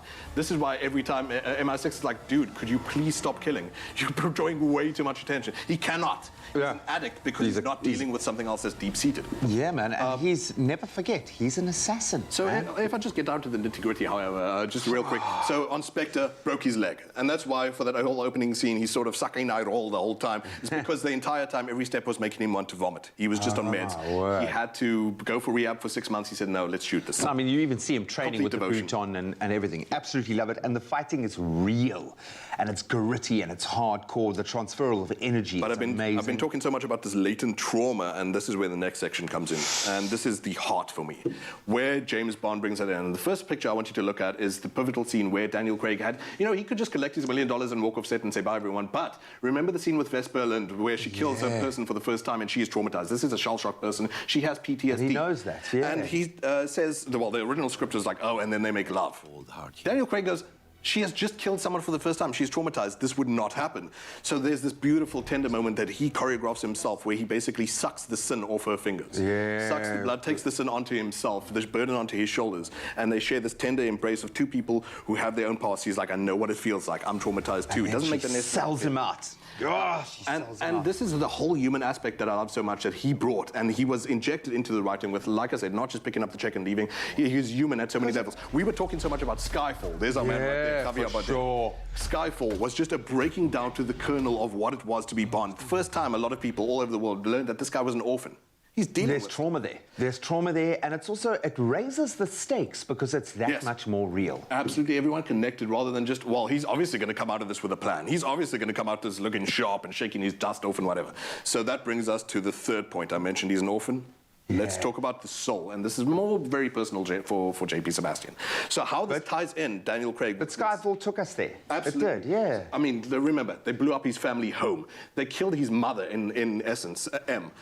This all ends in a cathedral, a breaking down of his faith. And this is for very much a lot of us, quite meta in a way that they chose Daniel Craig. We were talking about how the tabloids rejected him, how British society was like, oh, he's too blonde, he's too blue-eyed and whatever. I think he brings on that baggage of feeling like an imposter, which a lot of us can relate relate to, that whole imposter syndrome nonsense, Our to generation, a Bond yeah. who is constantly betrayed, who constantly feels like he doesn't belong, and who constantly feels like he's a mistake. And aside from that, the idea of the rot at the core of systems we once thought would last forever. The next James Bond, I think, will be so much more radical in telling that story of, can we keep, you know, having our cake and eating our tea and scones, I suppose. But it was all thanks to Daniel Craig that the character was given this level of depth, both meta, both bodily, both emotionally, in all those aspects. That was Daniel Craig who changed the script. And every time that a writer would come to him and be like, is this the guy you envisioned? I'm so grateful for what he's done. I am so grateful. You know what? Daniel Craig. I'm going all in. All in for Daniel Craig. 3 reasons why we absolutely love Daniel Craig as this Bond, and this is his last outing as Bond in No Time to Die. God bless him. Not we. All of the excitement now that the lust of actor Daniel Craig's 5-time portrayal of iconic James Bond is here. Fans, and of course we're seeing spectators alike as well, they already are turning their eyes to who could be playing the dashing, gun-toting, martini-sipping international man of mystery next. It's a big question. Right? It's going to be shaken or stirred. Now, before we jump into this topic, I think we need to first clarify, as we mentioned earlier, Lashana Lynch is the next Agent 007. So many moviegoers might be confusing the role of James Bond with the title of 007. So while Lashana's character, Nomi, takes up the gap filled by James Bond in the new movie, she will not play the next Bond. Hence, we need to find out or speculate who might be. Thank you for clearing that up. So, in fact, producer Barbara Broccoli has made it very clear that, for now at least, James Bond will never be female, and that the focus needs to be placed on creating roles for women rather than simply turning men into women. However, James Bond is now a more mutable figure, so that means that he could be non-white and non-British. Okay. Opening up the field. So he's fluid in that way. Yeah. He could be played by any man. Now, taking that into account, then, we also need to start keeping in mind that the role elevates actors to A-list status. I mean, that's going to happen. Like, you can't avoid that, rather than the film being driven by an A-list actor. And it's a beautiful thing to know that it's been able to build those stars in that way. And producers will also want to take the opportunity to, you know, sort of introduce the franchise to a younger audience and evolve it in that way, so that its popularity can then, you know, translate onto the next generation, as it has over generations, right? Right. Okay. Well, now the speculation can begin. So first up, a contender whose name is top of everyone's predictions list is Idris Elba. Now, the man simply oozes cool. He is so dapper, and he really offers a compelling case, as he would be the first black actor to take on this career-making role. He is, however, very well established, and at the age of 49, it's almost too old to take on this 15-year contract. Is it that long? It is a 15-year contract. What? 5 movies in 15 years. Yeah, and I think he might be a bit too old.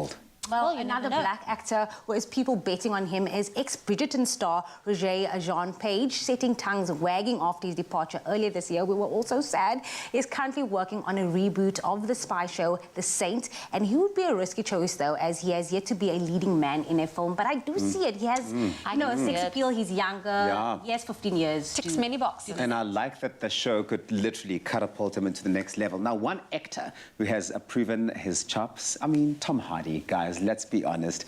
He's led in action films, The Dark Knight Rises and Mad Max Fury Road, with Tom obviously now in his mid-40s.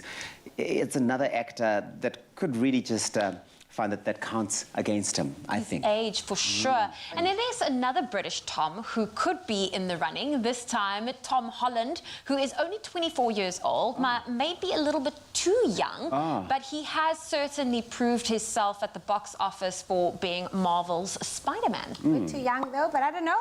Well, the last of our predictions is British-Malaysian actor Henry Golding, who won hearts in Crazy Rich Asians and showed his capabilities for action in this year's Snake Eyes. Although it did not perform well at the box office, we can certainly see this one as well. Yeah, no, I think that we can all speculate all we want, but producer Barbara Broccoli says, you know, jokingly, that she's in denial about Daniel Craig's leaving the franchise, and, you know, has announced that the team will not be putting thought to the major casting until 2022 when the time comes. So as to, you know, give Daniel the appropriate lust, Hoorah!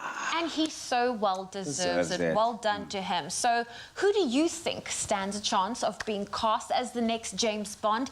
Let us know your thoughts on our social media using that hashtag Expresso Show. And stick around because there's more 007 takeovers coming up on your Feel Good Breakfast Show.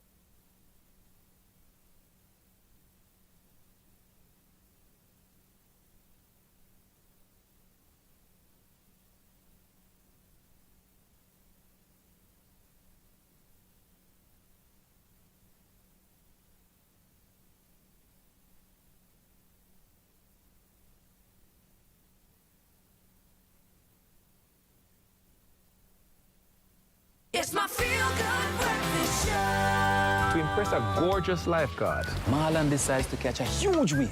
Smooth. But the wave dumps it. Not smooth. Luckily, he's where he wants to be, in the arms of the lifeguard. Nothing smoother. Tropica. Made with love by Clover. Welcome back, everybody. This is your Feel Good Breakfast Show, 007, reporting live. Daniel Craig may be known for his smooth role as James Bond, but there's nothing smoother than a Tropica and throwing down some smooth 007 moves. It's time for a Tropica smooth or not smooth 007 challenge. Now, each one of these sexy, dapper men on my right will have 30 seconds to give us the smoothest James Bond 007 moves that you may have picked up from the legendary Daniel Craig. It will then be up to our viewers, you at home, to vote on our social media platforms for who they think is this week's Tropica smooth 007 champion. I feel like JP, how many buttons do you have in that thing? I know. Like It's just, it's amazing. It's the most empowering thing to just go. Hey? And because you know that Daniel Craig's about to the other cliche finish someone, yeah. The cufflink. I've been crashing on all the boys the entire Today show. you're allowed to. I'm allowed to. You're So, allowed to today, the DJ's okay? going to play some songs. I'm going to Okay, start with so you. it's kind of like a dance Battle. expressionist. Okay, got it. You just got to. You got it. Like that was not an explanation. Yeah, man. Go. G-Man, 30 seconds. Okay. DJ is ready. Am I Please going proceed first? to the floor. Yes, you are. I suppose I should start. DJ, play that song.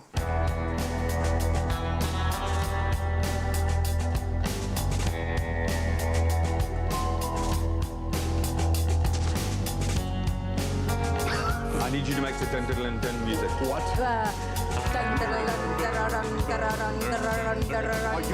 I don't think you made it at all. Okay, wait. Final 5 seconds. Show us what you have, Mr. Bond. I felt good there. Your face was everything. I felt I had the lip clench of a Daniel Craig. There were a lot of very low. There was a bit of tango in there. A bit of robot kind of Mr. thing. You look like a Sebastian? gadget. Can you beat that? Yeah. Yeah, okay, hype man. Truly I don't do think you believe that someone has an enemy at Smooth because you're about to be totally offended by JP's lack of dance moves. Let's go. DJ, hit it. Oh, it's the drunkle. He's all about the drunkle, man. You're right. This is Uncle at the wedding. Liquor. Stirring the martini, sipping the martini, touching the earpiece. Way too much hips. Way too much hips. Questions about my persuasions. Why is James Bond surfing? We might never know. Bomb in the surfboard, obviously. Martinis in other hands. Look at that change of hands in midair. What I especially liked was the running commentary throughout. Absolutely brilliant. Well done. I don't know if I should clap, cry, or laugh. This was our two contenders for us. You've now established that you're the drunkle in your family. You know that. Yeah, I don't know. I'm speechless. Luckily, it is not up to me, everybody. It is up to you at home, Mzansi. So what I want you to do, please quiet, James Bond. Thanks to. I want you at home to visit our socials and tell us who you think today's Tropical Suite 007 champion is. Is it the drunkle? Is it 007? We don't know. You get to choose. Remember, it doesn't matter if you're on Team Smooth or not Smooth. All you need is a sip of Tropica because there's nothing smoother. And boys, I think just for your attempt at that, I'm going to reward you guys. I'm as thirsty as your face was in that video earlier. Smooth. Smooth with the smooth. Smooth or not smooth. It's a gorgeous lifeguard. Marlon decides to catch a huge wave. Smooth. But the wave dumps it. Not smooth. Luckily, he's where he wants to be, in the arms of the lifeguard. Nothing smoother. Tropica. Made with love by Clover. Ah, it's the dance moves for me. It is the dance moves for me. JP, you got my vote, without a doubt. Let's bring it to the kitchen now and get some inspiration as far as protein. And that's why this morning we are doing just that, the protein. It's a protein explosion. It is a protein explosion. So, of course, protein, a big piece of steak, you can't go wrong. Yes. We do have a yummy, delicious brown rice that we're going to be preparing with that. But you're also putting your own spin on a protein shake. Well, I thought let's switch it up a little bit this morning. I mean, he does enjoy a good martini. Yes. And but he also had to have lots of protein shakes. So what I'm going to be doing is I've got some protein powder over here as well as some soy milk. Mixing all of that together, I'm making a protein shake, but like a martini There we go. shake. Yes. How's that? Fantastic. It sounds good. I'm getting all our stoves, our plates on here. Nice. So, of course, we're going to start off with preparing our rice. I have got some rice here. I'm going to add it to our little bit of a pan. So how would you like your martini? I would love it shaken, please. Shaken. Shaken. Ah, say I would love it less. shaken with a little bit Say of water. Yes, yeah. There we go. And then, of course, we are adding a beef stock cube to our rice to add some flavor. You don't have to use a beef stock cube. You can use a vegetable stock, really just to add. Are you shaking okay? Yeah. No, over the shoulder is what the producer says to me in my So ear. do it over the shoulder, I'm like a... super clumsy. It's going to go all over the place, so it's better to just... No. You need to shake that properly. It's far over the shoulder, far. And a little bit of salt. There we go. So we're going to let our rice boil for a little bit and obviously get ready, making sure our stove is on. Fantastic. Ooh. And then we're going to move over to the steak. And a steak is one of those ingredients. How do you like your steak? Medium to well, please. Medium well. Are you one of those well. people that butcher the steak? Yeah, it has to go through quite a bit of a process. Okay. So I personally prefer my steak rare. Okay. But we're going to go for a medium rare towards a medium. Okay, so I'm going to just season our steak. I'm going to drizzle a little bit of olive oil over it, put a bit of salt and pepper on it. While I get your martini-inspired protein just shake a bit of salt yeah? on it. So that's I'm going to give it a little bit of a rub with this, just to get that olive oil everywhere and season on both sides. There we go, with some salt and pepper.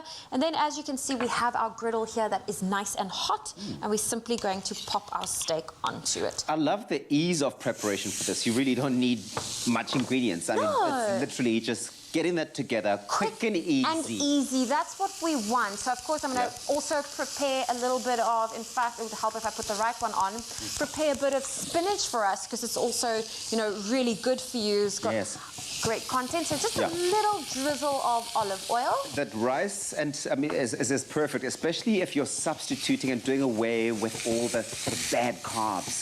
That is a great one, and brown rice in particular. Okay, so our spinach goes into what? Like a little bit of oil? I just drizzled a little bit of olive oil and we're going to cook that down. And this is really how quick and easy it is to make a delicious Bond meal. I love that. Well, you've worked really hard there with the stove and all. I'm going to offer you this. And this is a nice refresher in between while you move from pot to pan. Thank you. How's that? Looks good. It's fancy for a protein shake. A little protein shake. I'm going to give it a little bit of a sip and give you a judge on that. Ooh, Tubbsy, this is mighty fine. Fit for that diet. Come on, what do you know about it? It's mine for breakfast. It is definitely yours for breakfast, and I know you're going to be drinking that entire thing. There's more here for you. Listen, what we've done is made this super easy for you. If you want to cook along and get involved with this recipe, go onto our website, expressoshow.com. Very few ingredients necessary for it, but it's quick, and it comes out looking so, so good. That's what the final product looks like. This is my kind of cooking. Standing here with the protein. With the glass in hand. There we glass go. in hand. Glass never too far. I love to see it. Never too far. So there you go. Once it's done, of course, it all depends on how you like your steak. Yeah. I'm going to go 3 minutes on the one side, flip it over to 3 minutes on the other side, and then take it from there. But then you can just simply serve it up, your steak on top of your bed of spinach. And really, you can have a lovely, tasty bowl of rice. Can't wait to get into that steak. Thanks so much, Zoe. I know. Expressoshow.com.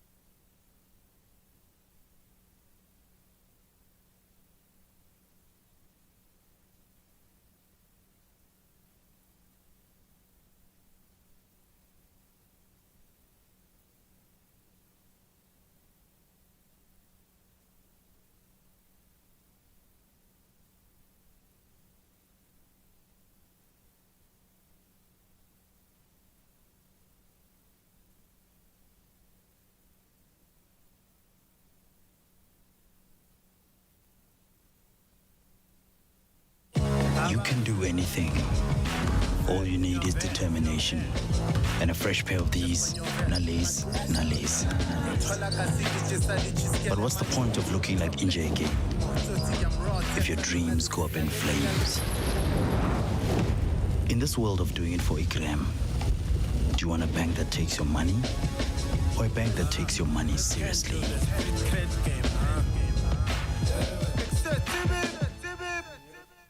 It's my feel-good breakfast show. Welcome back, everybody. everybody. You're still keeping it locked here in your feel-good breakfast show. And we're chatting all things about the release of the latest James Bond film, No Time to Die today. And now we are focusing on actor Daniel Craig and his wife, actress Rachel Weisz, who gave birth to the child at the age of 48. Now, many other famous people, including celebrity photographer Annie Leibovitz, model Iman, and recently model Naomi Campbell, have all had children after the age of 45. That's incredible. Now, pregnancies in people over the age of 35 are also known as geriatric pregnancies, and there are many risks involved. And here to chat us through these concerns is gynecologist Dr. Kim Sontag. Good morning. It's so great to have you here, Doctor. Thank you. Well, a very interesting conversation, because in my mind, 35 is around the corner, and it's hard to think that people or women that are pregnant after the age of 35 is considered a geriatric pregnancy. How come the age 35? What happens to a woman's eggs when she turns 35 and older? So from the age of 35, we have found that the quality of the eggs is not as good as under the age of 35. So there's more risk of abnormalities, perhaps with the pregnancy. A woman is born with all of her eggs, or as a baby, so the eggs will then be 35 and older as she gets older. So the quality is not so good, which means the increased risk of miscarriage and of not having a live baby at the end of the day just increases.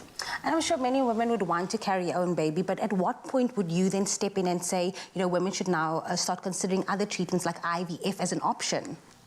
So a couple would usually try and fall pregnant on their own for, say, 3 to 6 months, and then if that isn't working, then go and see somebody and have some tests done, usually a fertility specialist, and then see what the options are, where the problem lies. Maybe they don't even need IVF, and then IVF is further down the line. Because it is quite expensive, and medical aid doesn't cover IVF, so that is a big step to take when you are going to be considering that route, right? Yes. So, Dr. Kim, I wanted to know from you, you know, for the like you mentioned, you know, the quality of a woman's egg after the age of 35 is not the same as if she was younger. So women can still fall pregnant after 35. It still happens spontaneously. What is the difference for a man over the age of 35 to impregnate a woman? Does that carry the same type of risks? No, not at all. So sperm is continuously made and regenerated, so the age doesn't come into effect like it does for women. So no, that's not really a consideration. And a man can father a child, you know, up until quite late in their life. Till 60, 65, maybe Daniel Craig will maybe now have a new child after the final shooting of the movie. But we spoke about IVF as a possible treatment. Let's talk about surrogacy. We're seeing this a lot, especially in Hollywood. Naomi Campbell has done it. Kim Kardashian has done it. When would you suggest, you know, a couple start looking at that route of having a baby? So surrogacy is an option if you are not able to carry the pregnancy yourself or to be pregnant, whether you have a medical condition that prevents you from being pregnant, or that it would be harmful to your body to carry a baby for 9 months. So that would be the option. And I think in Hollywood, it's probably a lot of women that are not wanting to be pregnant themselves comes into it as well. Is surrogacy quite a big thing in South Africa? I know overseas it's a little bit more on the popular side, but is that something families do here? Surrogacy is definitely available in South Africa. There are agencies that would do surrogacy, but it is quite expensive, so you have to look into what your finances are and if it's something that is viable for you. Often when you're young, you don't plan of when you're going to have the child, but there are options of freezing the eggs. Again, when do you start thinking about that process? Because maybe you want kids, you know that you definitely want kids at a later stage in your life, but you're not ready right now. And so maybe the thought comes in when you're after 35. So when again do we go through the route of freezing your eggs? I think freezing your eggs is an excellent idea because it just gives you that little bit more time. Maybe you want to focus on your career, maybe you're not in the right place or in the right relationship. it is recommended to freeze your eggs then under the age of 35, so to have those better quality eggs, but you can definitely do it afterwards as well. I was about to ask you when's the ideal time to freeze your eggs, because my mom phoned me a few years ago and be like, she read this article and she feels like I must maybe consider freezing my eggs, then they'll forever be 25. Obviously I didn't do it, but it is something I would consider going forward. So you would say under the age of 35 is the right time to do it? Yes, but if you are 36 or 37, you can also freeze your eggs. It also depends on how many eggs you can produce, what quality they are. It's different in each scenario. Yeah.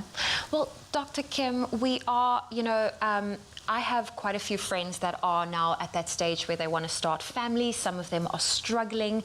In terms of women that are struggling right now and perhaps feeling a little bit hopeless in the situation, do you have some words of encouragement or just something you can say to them to not lose hope? I think for all women who are struggling, infertility is something that is very prevalent. I think talking about it helps. A lot of people don't talk about it.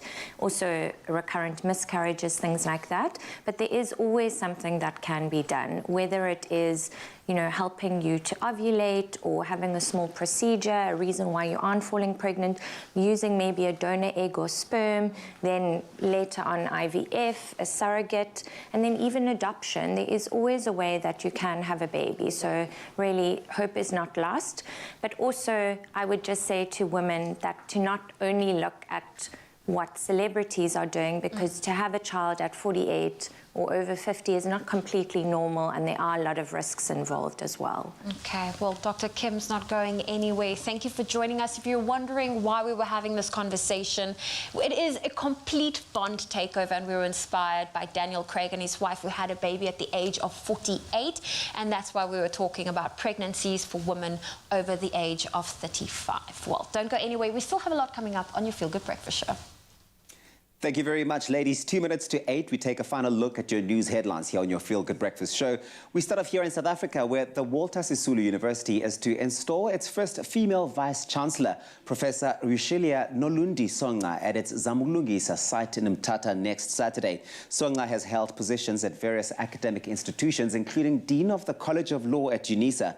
She obtained a BA Law degree from the University of Lesotho, an LLB and Masters of Law from the Natal University, and a second LLM from Georgetown Law Center in the US, and her LLD in 2003 from Pretoria University. Songa is an admitted advocate of the High Court of South Africa. Staying in South Africa, Home Affairs Minister Dr. Aaron Motsoaledi has approved the resumption of identity documents and passport applications, and also extended the validity period of legally issued visas or asylum permits, which expired during the lockdown period, to the 31st of December 2021. Now, people who were issued with temporary ID certificates and those who had lost theirs can now return to Home Affairs offices to apply for their IDs. Motsoaledi said that the IDs would be available for collection within 13 days from date of application. In international news, Egypt is pushing ahead with a new project to restore historic Cairo, a sprawling but now rapidly crumbling 1,000-year-old World Heritage Site. And of course, the plan aims to revitalize and promote Cairo as a tourist attraction, while the government prepares to move to a futuristic new capital in the desert. Workers will soon start improving facades of older buildings, including those not officially listed as historic, to match the vernacular of previous centuries. In France, former French President Nicolas Sarkozy has been sentenced to a year in prison for illegally funding his unsuccessful 2012 re-election campaign. The 66-year-old was found guilty by a Paris court for spending tens of millions of euros more on his campaign than was permitted under law. Now, he was sentenced, and of course will not be spending time in jail. However, he can serve his sentence at home with an electronic bracelet, the court ruled. Sarkozy, who denied any wrongdoing, described the ruling as an injustice. And next, royals attend world premiere of the No Time to Die, Actor Daniel Craig walked the red carpet for the final time as James Bond in rain-swept London on Tuesday. This was at the star-studded but much delayed world premiere of the latest super spy blockbuster No Time to Die, alongside Hollywood's elite and royals. Prince Charles and Camilla, as well as Prince William and Kate, were amongst those who attended the world premiere at London's historic Royal Albert Hall. Now, the royals shook hands with the actor, and Craig said to Middleton, who dazzled in a gold gown, quote, "You look jolly lovely." Kate, in fact, glittered in a gold Jenny Packman creation, complete with a cape. It was beautiful. Now, royal watchers were quick to point out that the 39-year-old royal's glitzy frock wasn't just a fashion statement. It carried some sweet significance, as it was a subtle nod to the style of her late mother-in-law, Princess Diana. Turn back the clock to 1985 when Princess Diana attended the A View to Kill premiere of another Bond movie in a similar silhouette. It was beautiful to see that historic, not a beautiful moment there. That's where we leave it for now. Here is Graham with a look at what's happening in sports.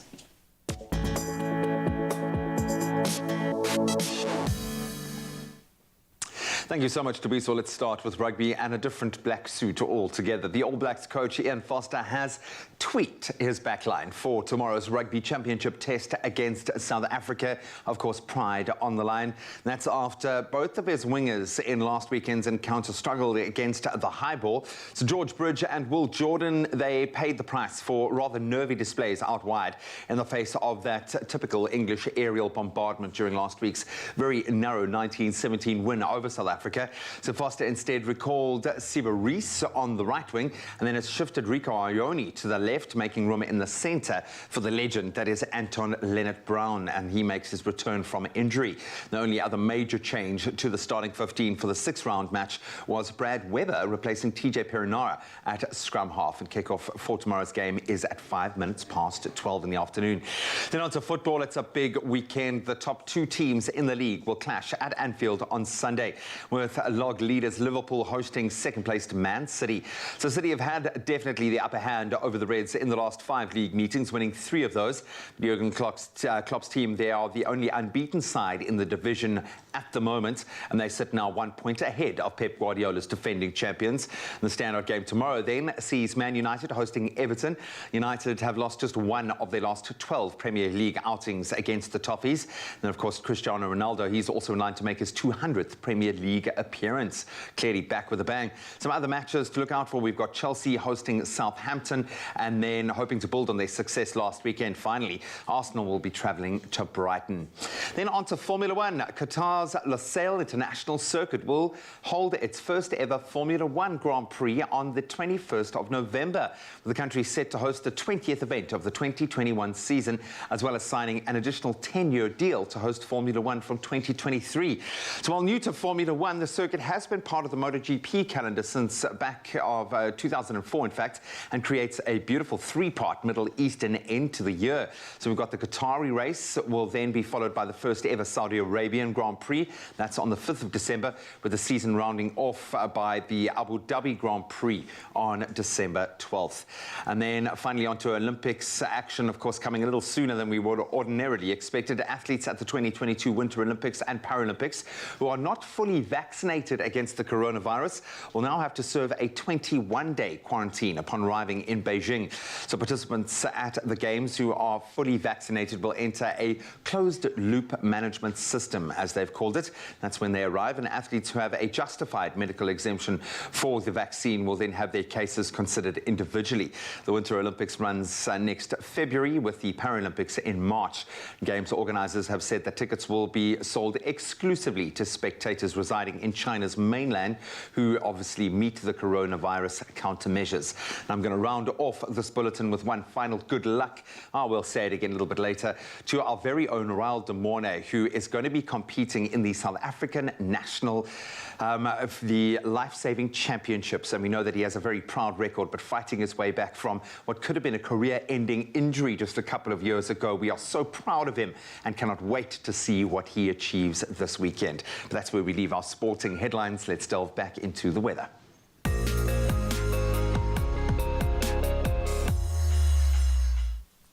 Thank you, Graham. And here's a final look at your weather. A quick update. UK Prime Minister Boris Johnson has told climate activists in Milan, Italy, that they were paying the price for the, and I quote, the reckless actions of their elders.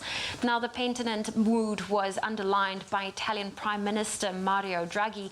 Now, both agreed that urgent action to limit warming was now desperately needed. In the past week, some 400 young activists have been working on proposals in Milan for tackling climate change.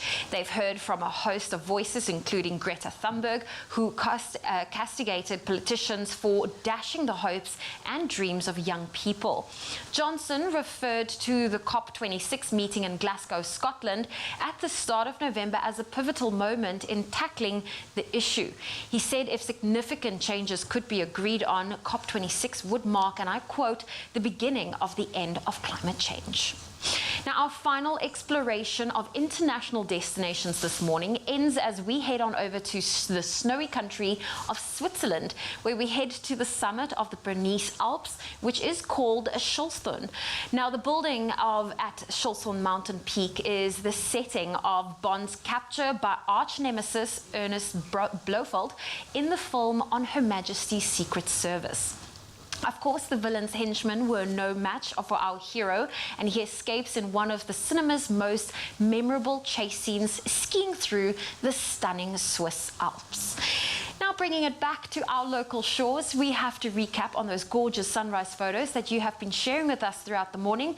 We started you off this morning with Kiara Gabriel from Cape Town, who captured this brilliant shot overlooking her area as the sun rises in the distance. Then Trevor Viljoen from Queensborough captured this interesting silhouetted shot as the sun begins to chase, as the sun starts rising and casting reflections on a body of water below. Absolutely gorgeous. At 7 a.m., Natalie Kavashi Africa also shared this shot from work in the waterfront in Cape Town. We love a shot of our beautiful ocean, so thank you for that. And last but not least, Renee Kleinhens was catching a flight and shared this very exciting view as she was flying over the Toast River area. So thank you for that gorgeous photo.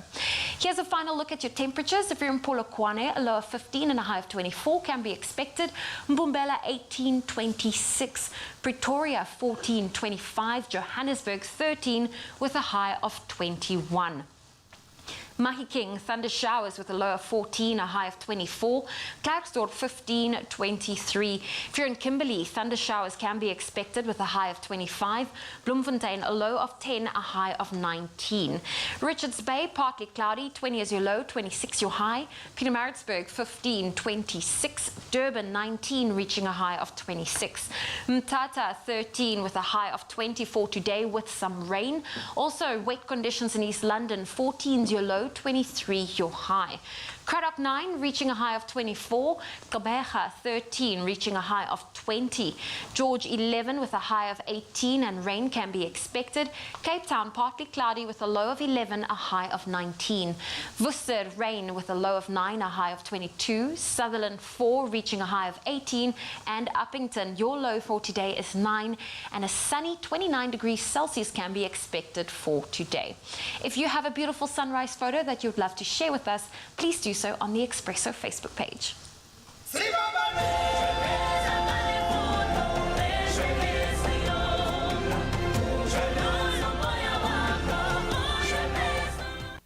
Yeah, this past Sunday, we enjoyed another thrilling episode of Mzansi's newest talent search to TV show. It's called Stand Up South Africa on SABC2. It is amazing. It looks so great. Yeah, man, and the stakes are rising. So hosted by the phenomenal Dineo Langa, alongside Kelly Khumalo, Kurt Darren, and Lorsa Cooper Khumalo as our powerhouse judges. The show sees family duos, and that's the kicker here. They're part of the same family as they battle it out to impress the studio audience and the judges in their attempt to get a a standing O, baby, a standing ovation. And they're, of course, competing to ultimately win an awesome grand prize of 100,000 Rand and, of course, the honor of being crowned the best singing duet in South Africa. Who's it gonna be? Who's it gonna be? Now, the competition is heating up and getting more serious as the top 12 duos enter the battle phase and sing it out live in front of an audience in Johannesburg so they can avoid being the duo eliminated this week. No one wants to go. Yeah, man, but they gotta go every week. So who is gonna stay to sing and compete in another round?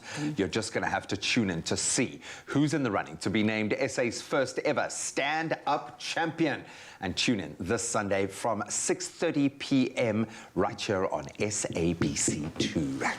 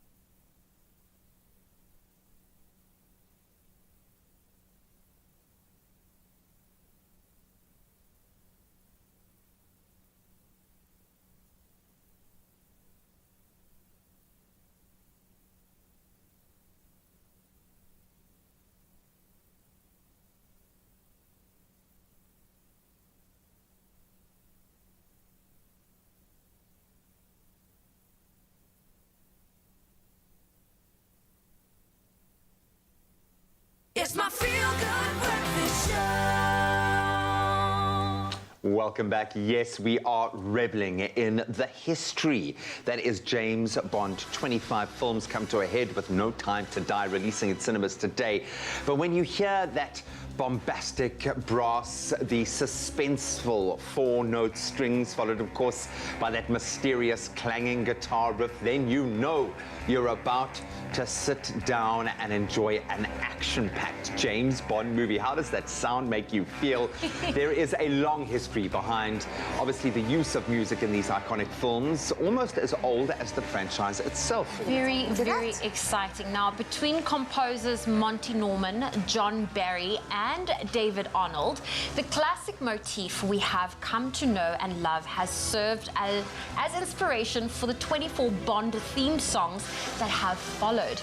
Now, the popularity of the films means that much focus is placed on their theme song, which then becomes successful charting tracks in their own right. Yeah, so it must be such an honor being chosen as the artist. But it's going to be stuck in our head the entire day. But did you also know that Welsh singer Dame Shirley Bassey has had the honor of lending her vocals to 3 Bond songs? So she's in the running for all of the great songs. She's the queen, yeah. Yeah, she first took the responsibility in 1964 with the track Goldfinger, when she peaked at 21 on the UK singles chart, followed by the 1971's Diamonds Are Forever, peaking only at 38, and then, of course, Moonraker in 1979.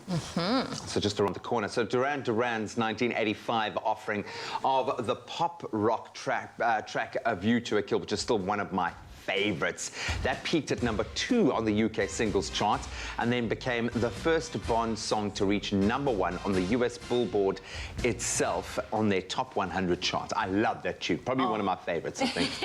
And then the popularity of the Bond themes have certainly intensified in this millennium, with Madonna's 2002 track Die Another Day reaching 3 on the UK singles chart, and then Adele's 2012 hit Skyfall topped the records by just 1 spot, peaking in fact at number 2, and then also receiving the honor of being the first Bond theme to win an Academy Award for Best Original Song.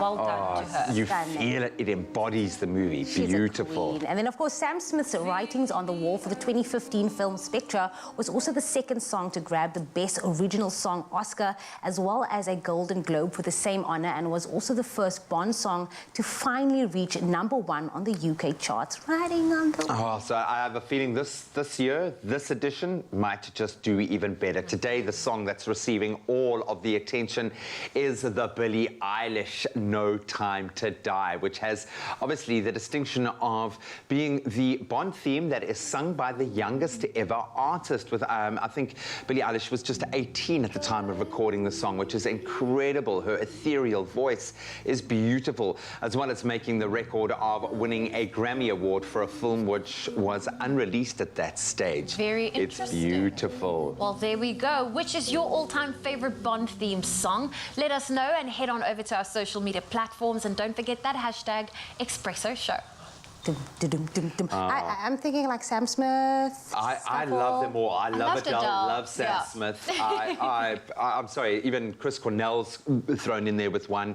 Absolutely love that as well.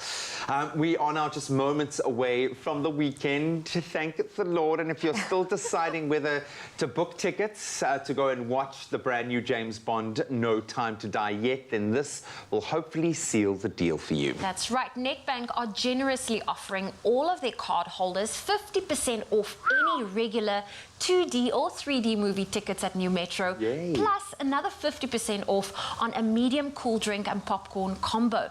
Now, this is a huge discount and will make it affordable for the whole family and all of your friends to go out and experience this blockbuster in full force. So book your tickets now at New Metro with your Nedbank card. But no time to waste. No. Or die. No time to die. No time to die. No time to waste. Die.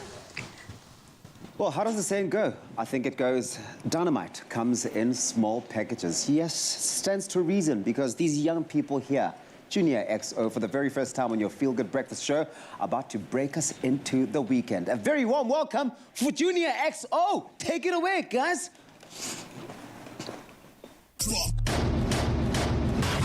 Run from the police, X gon' give it to you. Wait for you to get it on your own. X gon' deliver to you. Knock, knock, open up the door, it's real. With the non-stop pop-up.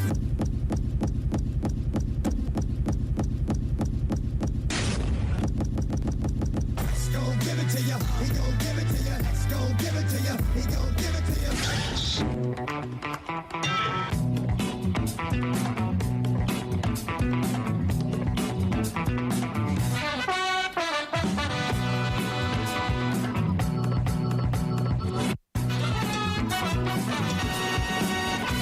Word on the street, I'm a suspect.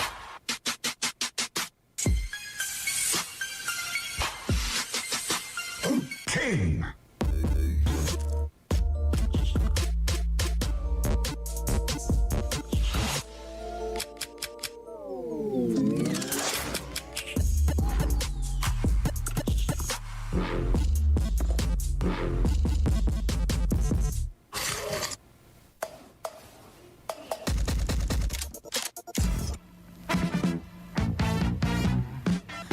Been looking for such a long time for a boy who could really blow my mind. Then I met you, boy, it felt so right. Kept it coming till the early morning light. Champion.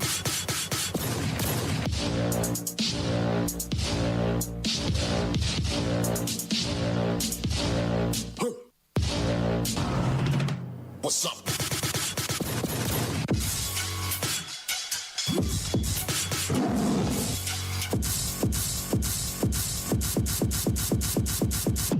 I'm a true champion. Yes, yes, totally setting the tone for the weekend. It's the Friday Dance Junior XO on your Feel Good Breakfast show. James Bond inspired. You heard the tunes playing in the background. What did you think of that? Expresso Morning Show, SABC3. Remember to use the hashtag Expresso Show. A bit later on, though, we've got XO Empire bringing it into the mix for the weekend with their James Bond inspired 007 performance. You want to make sure that you stick around for that.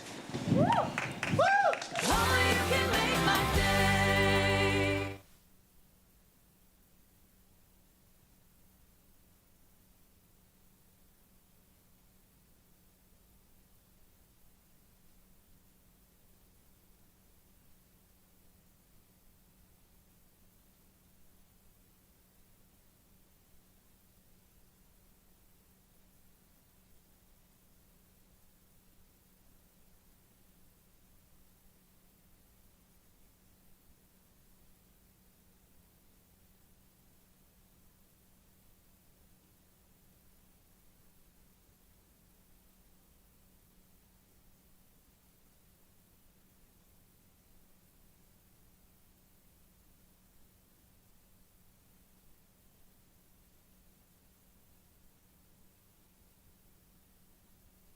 It's my feel-good breakfast show. Welcome back. Love is in the air and we love it. If you missed it earlier this week, our tech guru and good friend for many moons now, Grant Hines, popped the big question to his girlfriend, now fiancée, Amber Barnard, on the latest episode of The Insider SA. And that obviously aired on Monday. Then I'll join us on the couch to chat a little bit about what looked like the most beautiful and magical experience. And of course, a little birdie told us that there was a star involved and that the bar has been raised considerably for every other guy that is intending on proposing. Congratulations, you guys. Obviously, you've gotten a lot of those messages because you thankfully have shared so many of these amazing moments with us. Just in general, your amazing personal journey is just so cool. So congrats. Thank you. And congrats. And congrats. And congrats. We're just doing everything. Yeah, it's just so beautiful, man. We absolutely love it. How does it feel? How do you feel different now that you're engaged? Has it fully sunk in that y'all are going to get married? It hasn't, because I think we have so many other things on the go. So I don't even know. We haven't even set a date for the wedding. We haven't even thought about that. You must be relieved because so much planning went into this puppy. This was a James Bond-esque like planning situation. Even the setting was. And like, fortunately, there are crew behind the camera and in the control room that know all about like my procedure to get to this point. From like started planning in Jan. And then there was COVID lockdown. We fell pregnant. There was like I had the ring designed like in February actually. And then I bought the star in like June. Like that's when you see the certificate in the footage from on the Insider. And fortunately, we're super grateful for myself, for Patience and Simone and the team. They just got on board, yeah. Helping like do this whole thing. Because we love, my friend. And literally, the stars had to align for this to all come together. Did you not have a clue? When this weekend to Sutherland was booked, did you think, okay, it's just the influencer weekend, we're going to do some cool content? Up until the point where he actually got down, I had no clue. And it was really smart of you because there was a camera crew there. So I wasn't suspicious. There wasn't someone with a camera following us around. It was like a double whammy. It was like a double whammy. So I knew that the salt was one of Amber's bucket list items. I thought it was a coincidence. So yeah, Amber was like, this is a great coincidence. And like, we put this together, and then we arrived, and then I named the star. And I thought at some point, you'll see in the show when you watch it, like there's a point where I give her the star and I think like she's gonna guess at this point because she knows that I don't think it's right for men to put women on the spotlight. If Look, just like it is put something the you pressure. talk about, Yeah. but then it becomes the mastery of kind of engineering that moment so that it really does stand up. How nervous were you? I was very nervous, and I was nervous because I couldn't even tell. I was so nervous because I thought. Luckily, I thought you're that was normally gonna come quite a out. nervous individual, quite anxious, so it helped you in this instance. I just like, and everybody just like came together. Daniel at Salt, obviously we know. Oh, him. what a He also champion, just was just like on it. we kind of like pivoted things last minute. And then when I gave her the star, I was like, "You're gonna guess this." And then as I started realizing she hasn't worked this out, so then I had this boost of confidence, going, "Okay, cool. I can get down," and she won't. With Linz, I had to kind of talk myself away from it, and I think by the end of it, she thought I was about to break up with her because I was talking so much nonsense. Like, because you do, like, your brain does silly things, and then the moment happens when you actually dropped to one knee. What went through your? Did you know? Oh my word! Or were you like, what is he doing?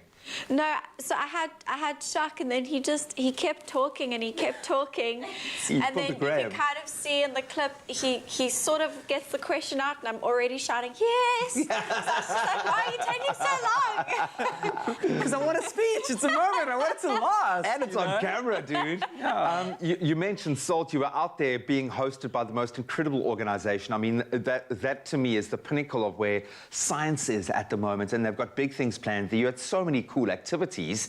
What a way if you're going to get married, do it in style. What was that weekend and the experience like? Well, firstly, I think it was just a magical weekend in general because we had the snow, we had everything kind of aligned, pretty. The stars aligned. Wow, yeah. Yeah. So the place was full of snow, like packed with snow. There was the stars were clear. It was pretty cold, but to have the night sky was really important for me. I wanted to get some really nice photos of the stars. That was kind of part of my grand brief, scheme. yeah. And it just worked out. We got some. When you watch the episode, you'll see we go stargazing, and it's here in South Africa. That was the other wild thing. It's like we don't realize how many of our natural resources, including our clear skies in the Northern Cape, are. Yeah, for sure, and man. When you go there, it just felt. I kept on saying it, and Abel was like, "You just keep on saying this," but it feels like you're on another planet. Like it just. I mean, there's a reason why the scientific world is based in one of the largest telescopes ever to be built, partly in that area. And it's accessible to us. So I do recommend people go and check it out. But have a look at the insert and see some of the stuff that we did. We used bike. Rogekloof was an amazing venue for us. So that's where we were put up. We bike rided. We saw cheetahs. We went stargazing. It was. Oh wait, and you've also got engaged. Yeah. Forgot about that. Hey, it's so amazing. It's been so wonderful to watch your relationship grow because we've had a front row seat from when you first started dating, literally to this point. Yeah. And we love it. After the first date that we had together, I was in studio and I was just raving, and Graham was like, okay. Yeah. And I hope I didn't put additional pressure on you, dude, but you nailed it. You did it, and you've got yourself a winner, and I can say that to both of you because you're both wonderful and amazing. You're going to be the most amazing parents. This child has an unfair advantage at life, and that is just so beautiful.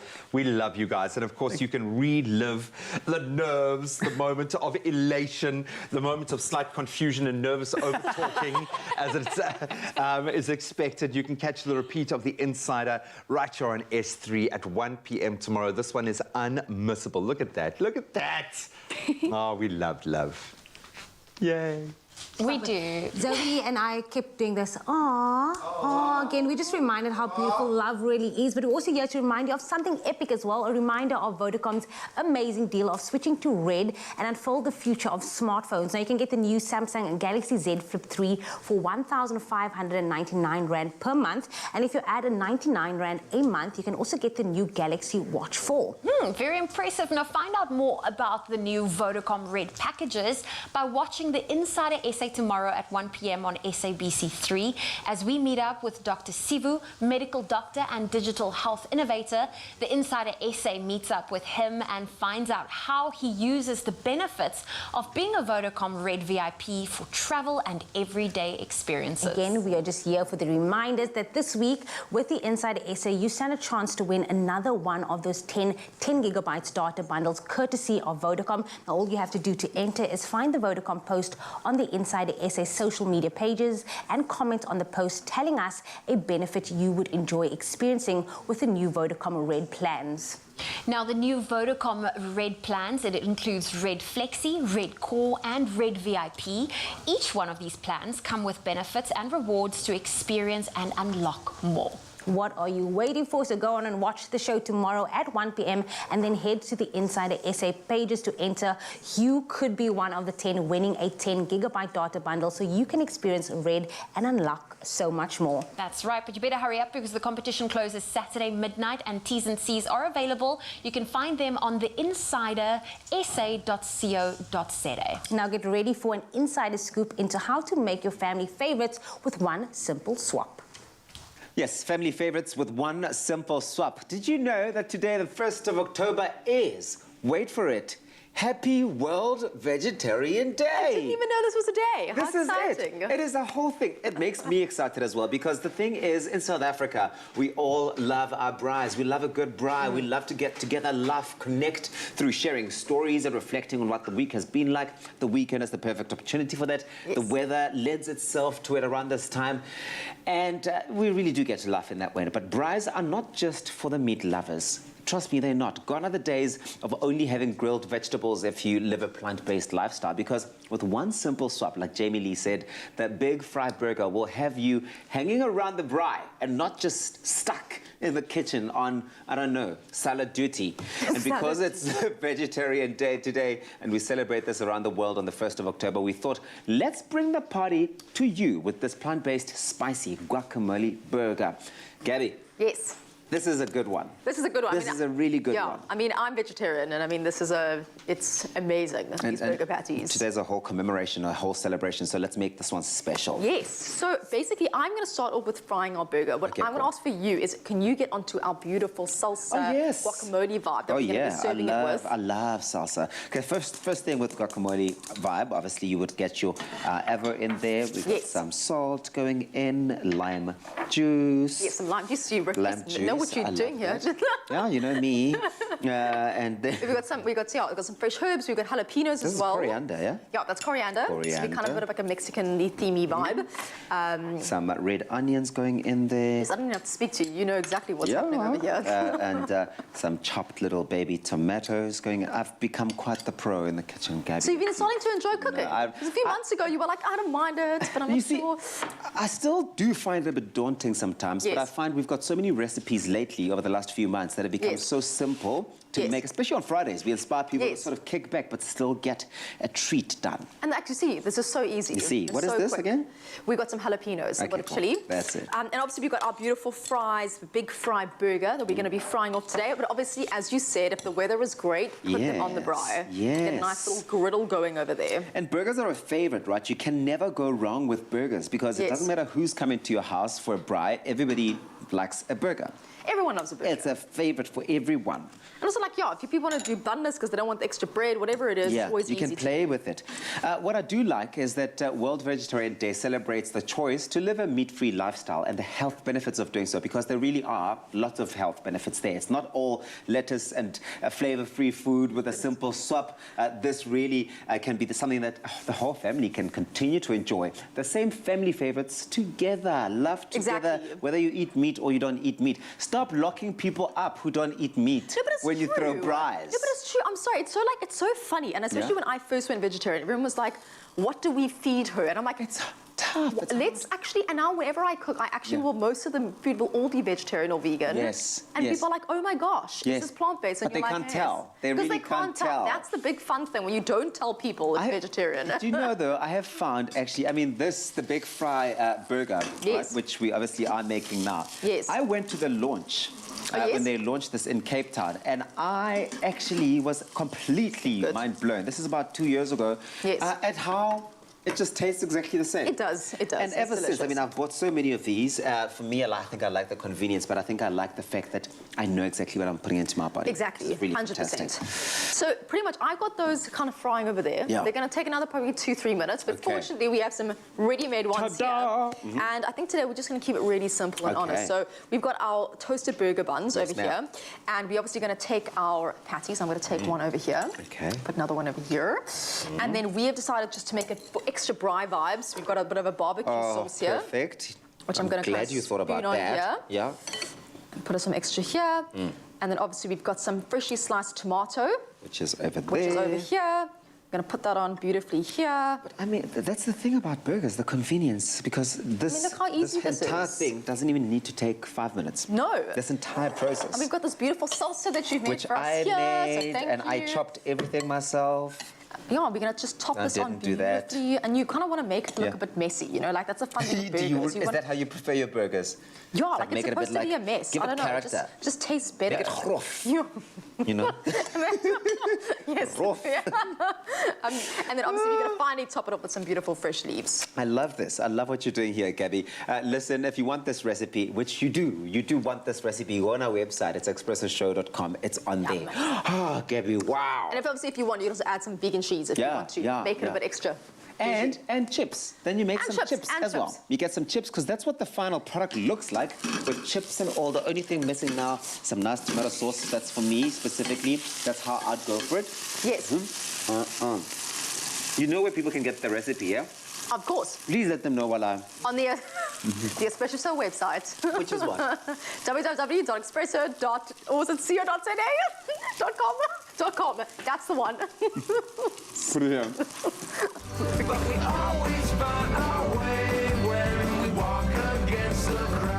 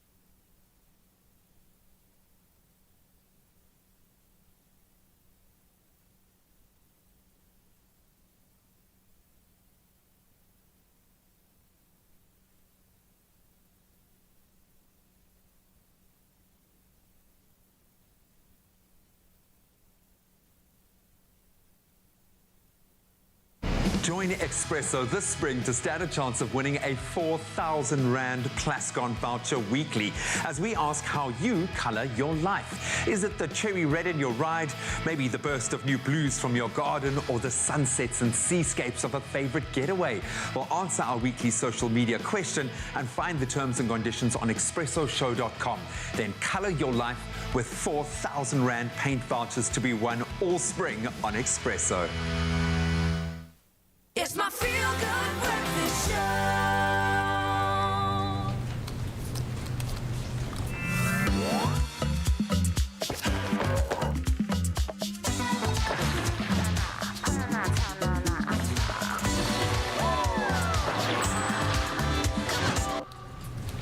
Maynard's, it's a juicy kaboom!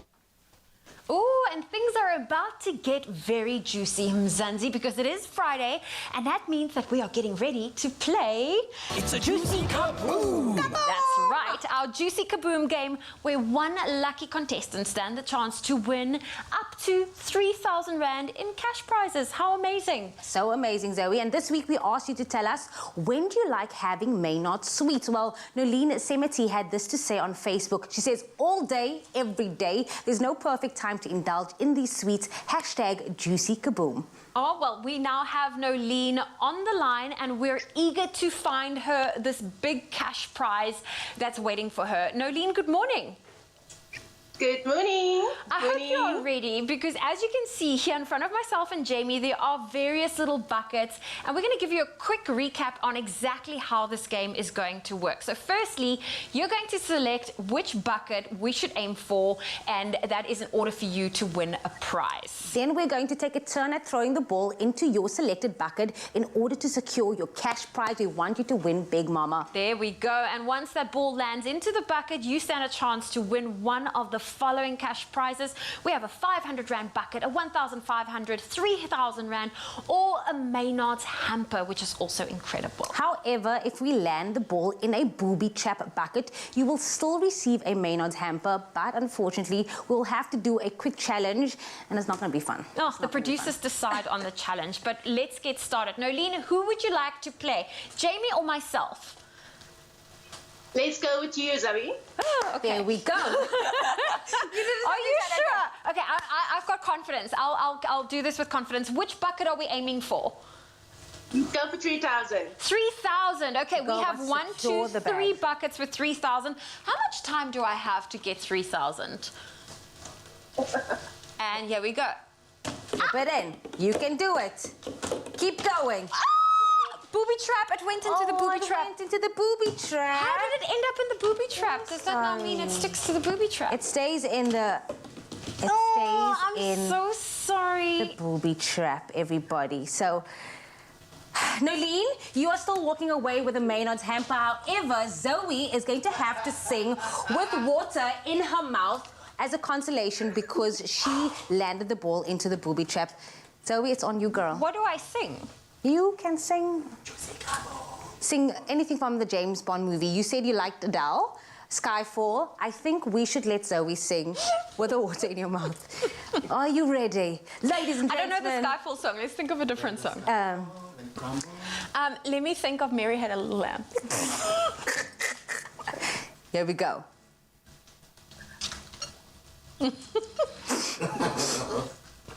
Mary.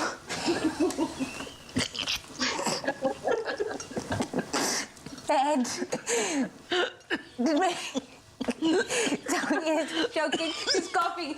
Nolene, don't worry, you're not going home empty-handed. You are getting yourself a little hamper from Maynard's. And while Zoe is choking over there, for you at home, remember to always make it juicy, make it pretty, and to make it a Maynard's #Juicy Kaboom Day. Don't forget to look out for the next competition question coming your way this Monday. You don't want to miss out because who knows, we could be playing the Juicy Kaboom. It's a Juicy Kaboom! There we go. Next with you next Friday. Are you okay?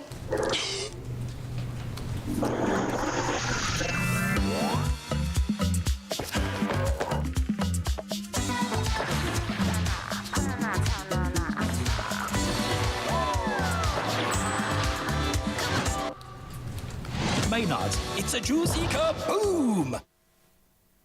It's Feel Good Friday, and this Feel Good Friday has plenty more excitement coming your way, especially with the new introduction to our Expresso family that I am beaming about. It's special. This is a special one. Today we are celebrating International Coffee Day with our favorite Nespresso. Now, Nespresso have become a part of the family here in studio, undoubtedly, and I am so excited to announce that we'll be adding another member to that family. So myself, Raul and Jamie, we were lucky enough to meet this new family member at Nespresso's boutique in the V&A waterfront. This is big. Take a look. I think by now you know how much we love our Nespresso machines in studio. They more than keep the cravings satiated in the work environment. We need our coffees bright and early. Today we are very excited. We're in one of our favorite places. This is the Nespresso Boutique at the V&A waterfront, where today we are going to experience firsthand the latest machines that are arrived in the country. I cannot wait. Let's go. Hello. Yeah, you beat us to it. Yes, I was early here. I wanted to be here first. So this is a new system. This is a brand new way of making coffee, as opposed to the way we used to make coffee, right?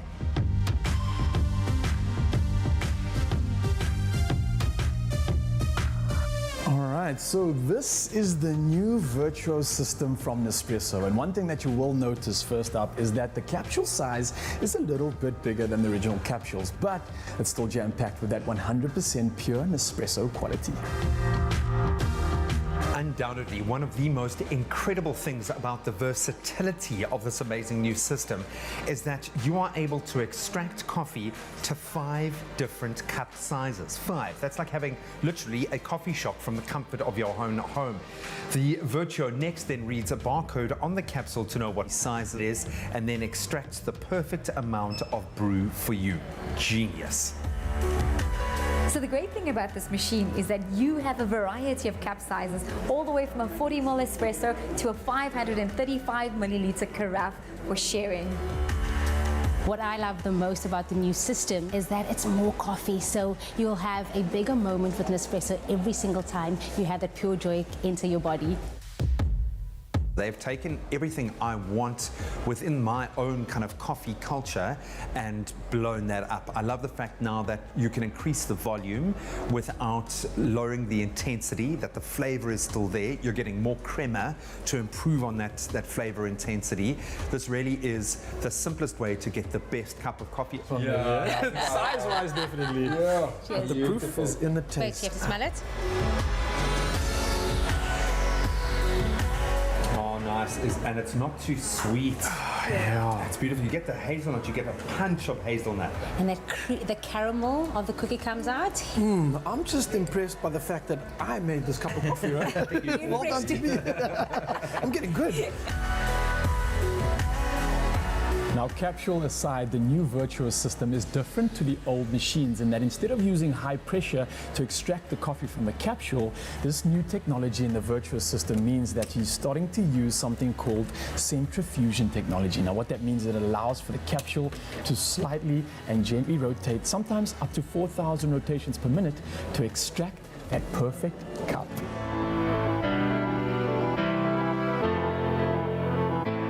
I love coffee. I mean it. I absolutely love my coffee. And with the new Virtuo system, it's like all of my coffee wishes have been answered. More amazing coffee. In fact, it already feels like it's a part of the Expresso family. Welcome, Guy.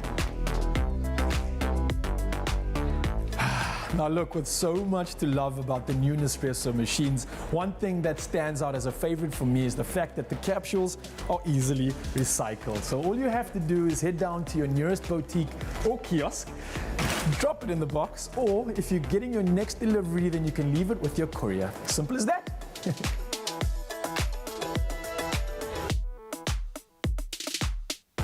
I've become hugely emotionally invested in the brand, not just because the coffee is amazing, but it's the sustainability and the way that the company invests within communities that have touched coffee-making communities here in South Africa, right across the world. I love the story behind the brand.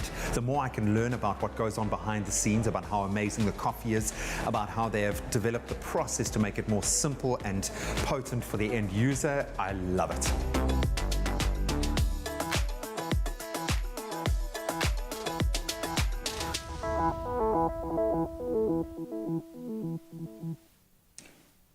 Ta-da. Ta-da. A new There day it is. has dawned. Wow. It's a new system. It's a new way of approaching coffee. They've taken Yes. something that was already brilliant and they found a way to improve on it.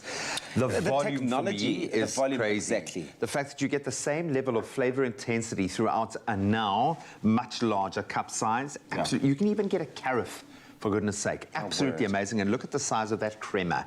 And that's it. But I love that you're able to play with the crema a lot and really get that experience. Visually, yes, but I think from a flavor perspective, do so much. Go and check it out for yourself. Go and put it to the test. The Virtuo system is here. To stay. From one James Bond to another. This is a gadget that I think Q would be proud of. Oh, stunts. Nespresso New Virtuo. With a single touch and innovative technology for a generous crema and unique moments to share. Virtuo. Standards are meant to be broken. Nespresso. What else?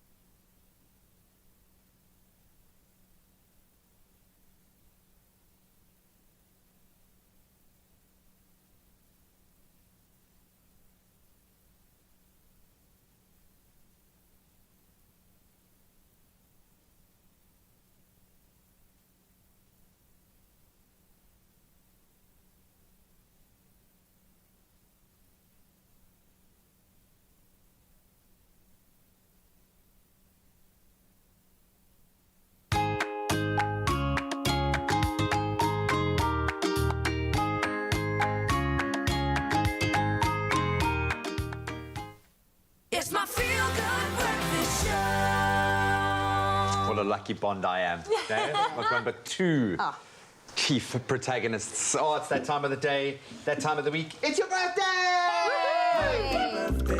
Have a happy birthday. Happy birthday. A very happy birthday to you.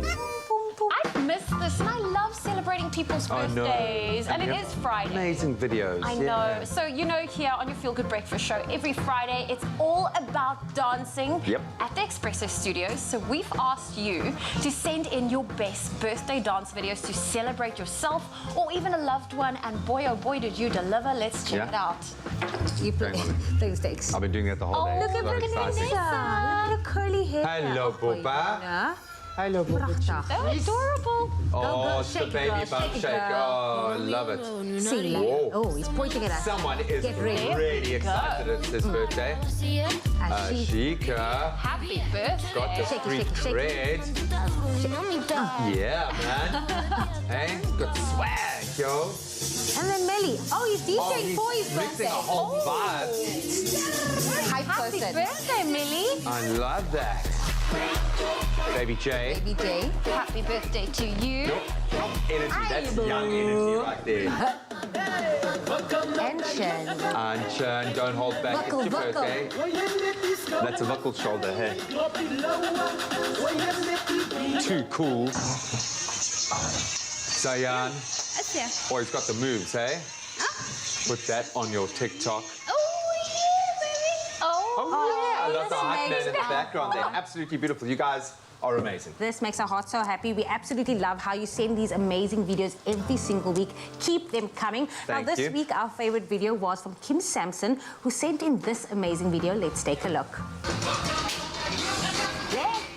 Yeah. Kim's in the fields, eh? Hey. Oh, drop it down low. I love it. I love it. You Just can like that. Feel how happy she is. She's in the groove and she's on the line right now. A very good morning and I suppose a very happy birthday to only a slightly embarrassed Kim Sampson. Why are you blushing, girl? You were brave enough to send in that video. Girl, you got the moves. Happy birthday, Kim. When was your birthday? It's today. It's today. Yay! How old are you turning? I'm fine, thank you. I can't believe it. It's so cool, man. I got all dressed up for your birthday because you are that special. What made you want to send in a video? Because you got the moves, girl. I'll give that to you. What prompted you to send in a video? I started watching Expresso's show and I loved it. I loved the feel-good theme. It really made me feel good about myself. So I asked my mom to make a video and I just tried sending it out. Well, you've got the feel good in you, girl. You are clearly part of this family. So here's the good news. Just because you've got such loose moves and you are so cool and seem like such a wonderful human being, and because it is your birthday today, we are giving you 500 Rand. Congratulations. So it pays to be brave, man. What are you going to do for your birthday? My husband made me early breakfast. I'm on my way out now. And then he would like to take me to the cable car. Oh, Enjoy, girl. Send beautiful. us pictures. And I believe if it's your birthday, it's free. So I know, he's a clever Got it man. on my birthday. He's a very clever man. Well, go and spend 500 Rand on yourself. Do something special, and it's on us because we love you. Happy birthday, Happy Kim. Have an birthday. amazing Mwah. weekend. Bye. Thank you, guys. Yay! I love birthdays. It pays, man. Whether you got the moves or not, if it's your birthday, record it, send in a video, and you could be winning yourself 500 Rand. We want you to WhatsApp that video to 071 640 6551. And just like Kim, that amazing human being, you could be winning yourself 500 Rand and fame and fortune. There we on go. the Expresso Show. And terms and conditions can be found on our website. That's expressoshow.com. Ah, happy birthday, Kim. You're celebrating on a Friday, special edition James Bond 007, the Expresso edition themed Friday. We've got our XO Empire crew here. You missed the dance earlier. Maybe you didn't, maybe you did. But if you did, let me tell you, there's got one more treat for you. They're here with, as you can see, what's going to be an explosive 007-inspired Friday dance.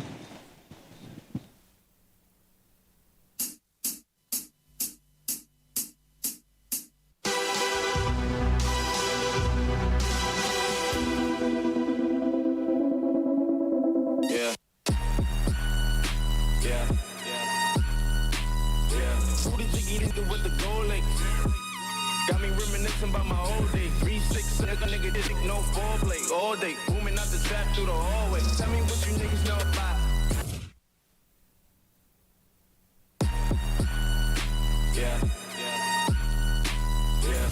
Good morning. My name's Bond. James Bond.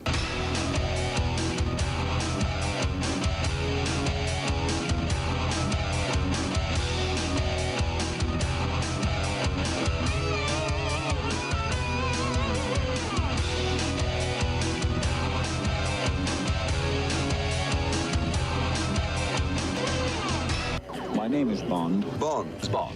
Bond. Bond. Bond. James Bond. Black. Black, black, black. Black on black, black. Yeah. Hey. Okay. Black, black, black, black on black, black. My thoughts so black, black, black. I'm black. My skin is so black. I'm rocking all black. Everything is black. Rims on this black. Wheels on this black. Wheel with this black on black. Black, black, black on black on black on. Hey. Black out the coupe, hop out the roof when I run into you. Dark black as the dark side of the moon. Won't be no truce, won't be no truce. At your funeral in an all black suit. Couple white girls rocking all black too. Me and your man marching on all black roots. Call up the truth.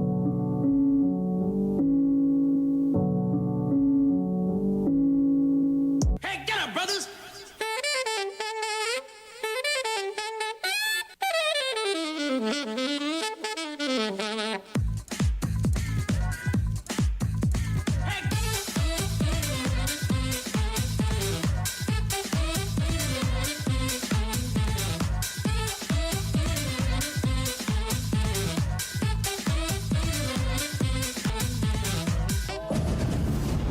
The world's moved on, Commander Bond. You were 00. 2 years. So stay in your lane. You get in my way, I will put a bullet in your knee.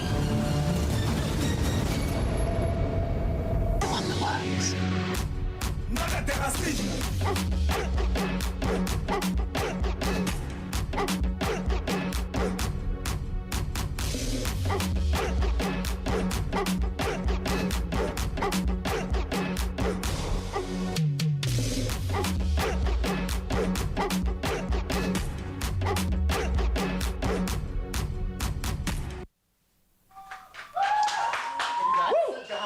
Yeah! Beautiful! Oh, what a way to celebrate, Bond. Let's bring in our Bond. Zoe. Oh, Zoe's standing at the corner jamming. I was behind the scenes. I was watching on the We've had it all. We've danced, we've laughed, we've sung, we've watched movies, we've cooked. It has been amazing.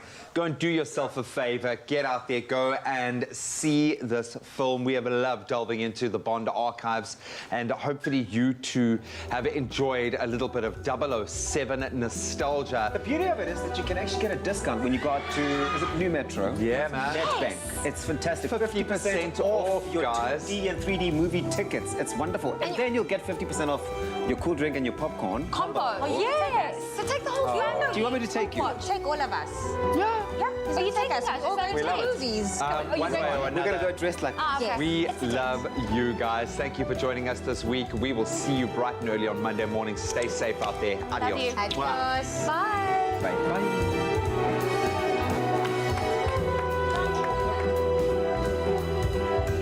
Here's to the season of sunny breakfasts, healthy lunch breaks in the great outdoors, and romantic sunset dinners. Made with love by Clover. Another feel-good production.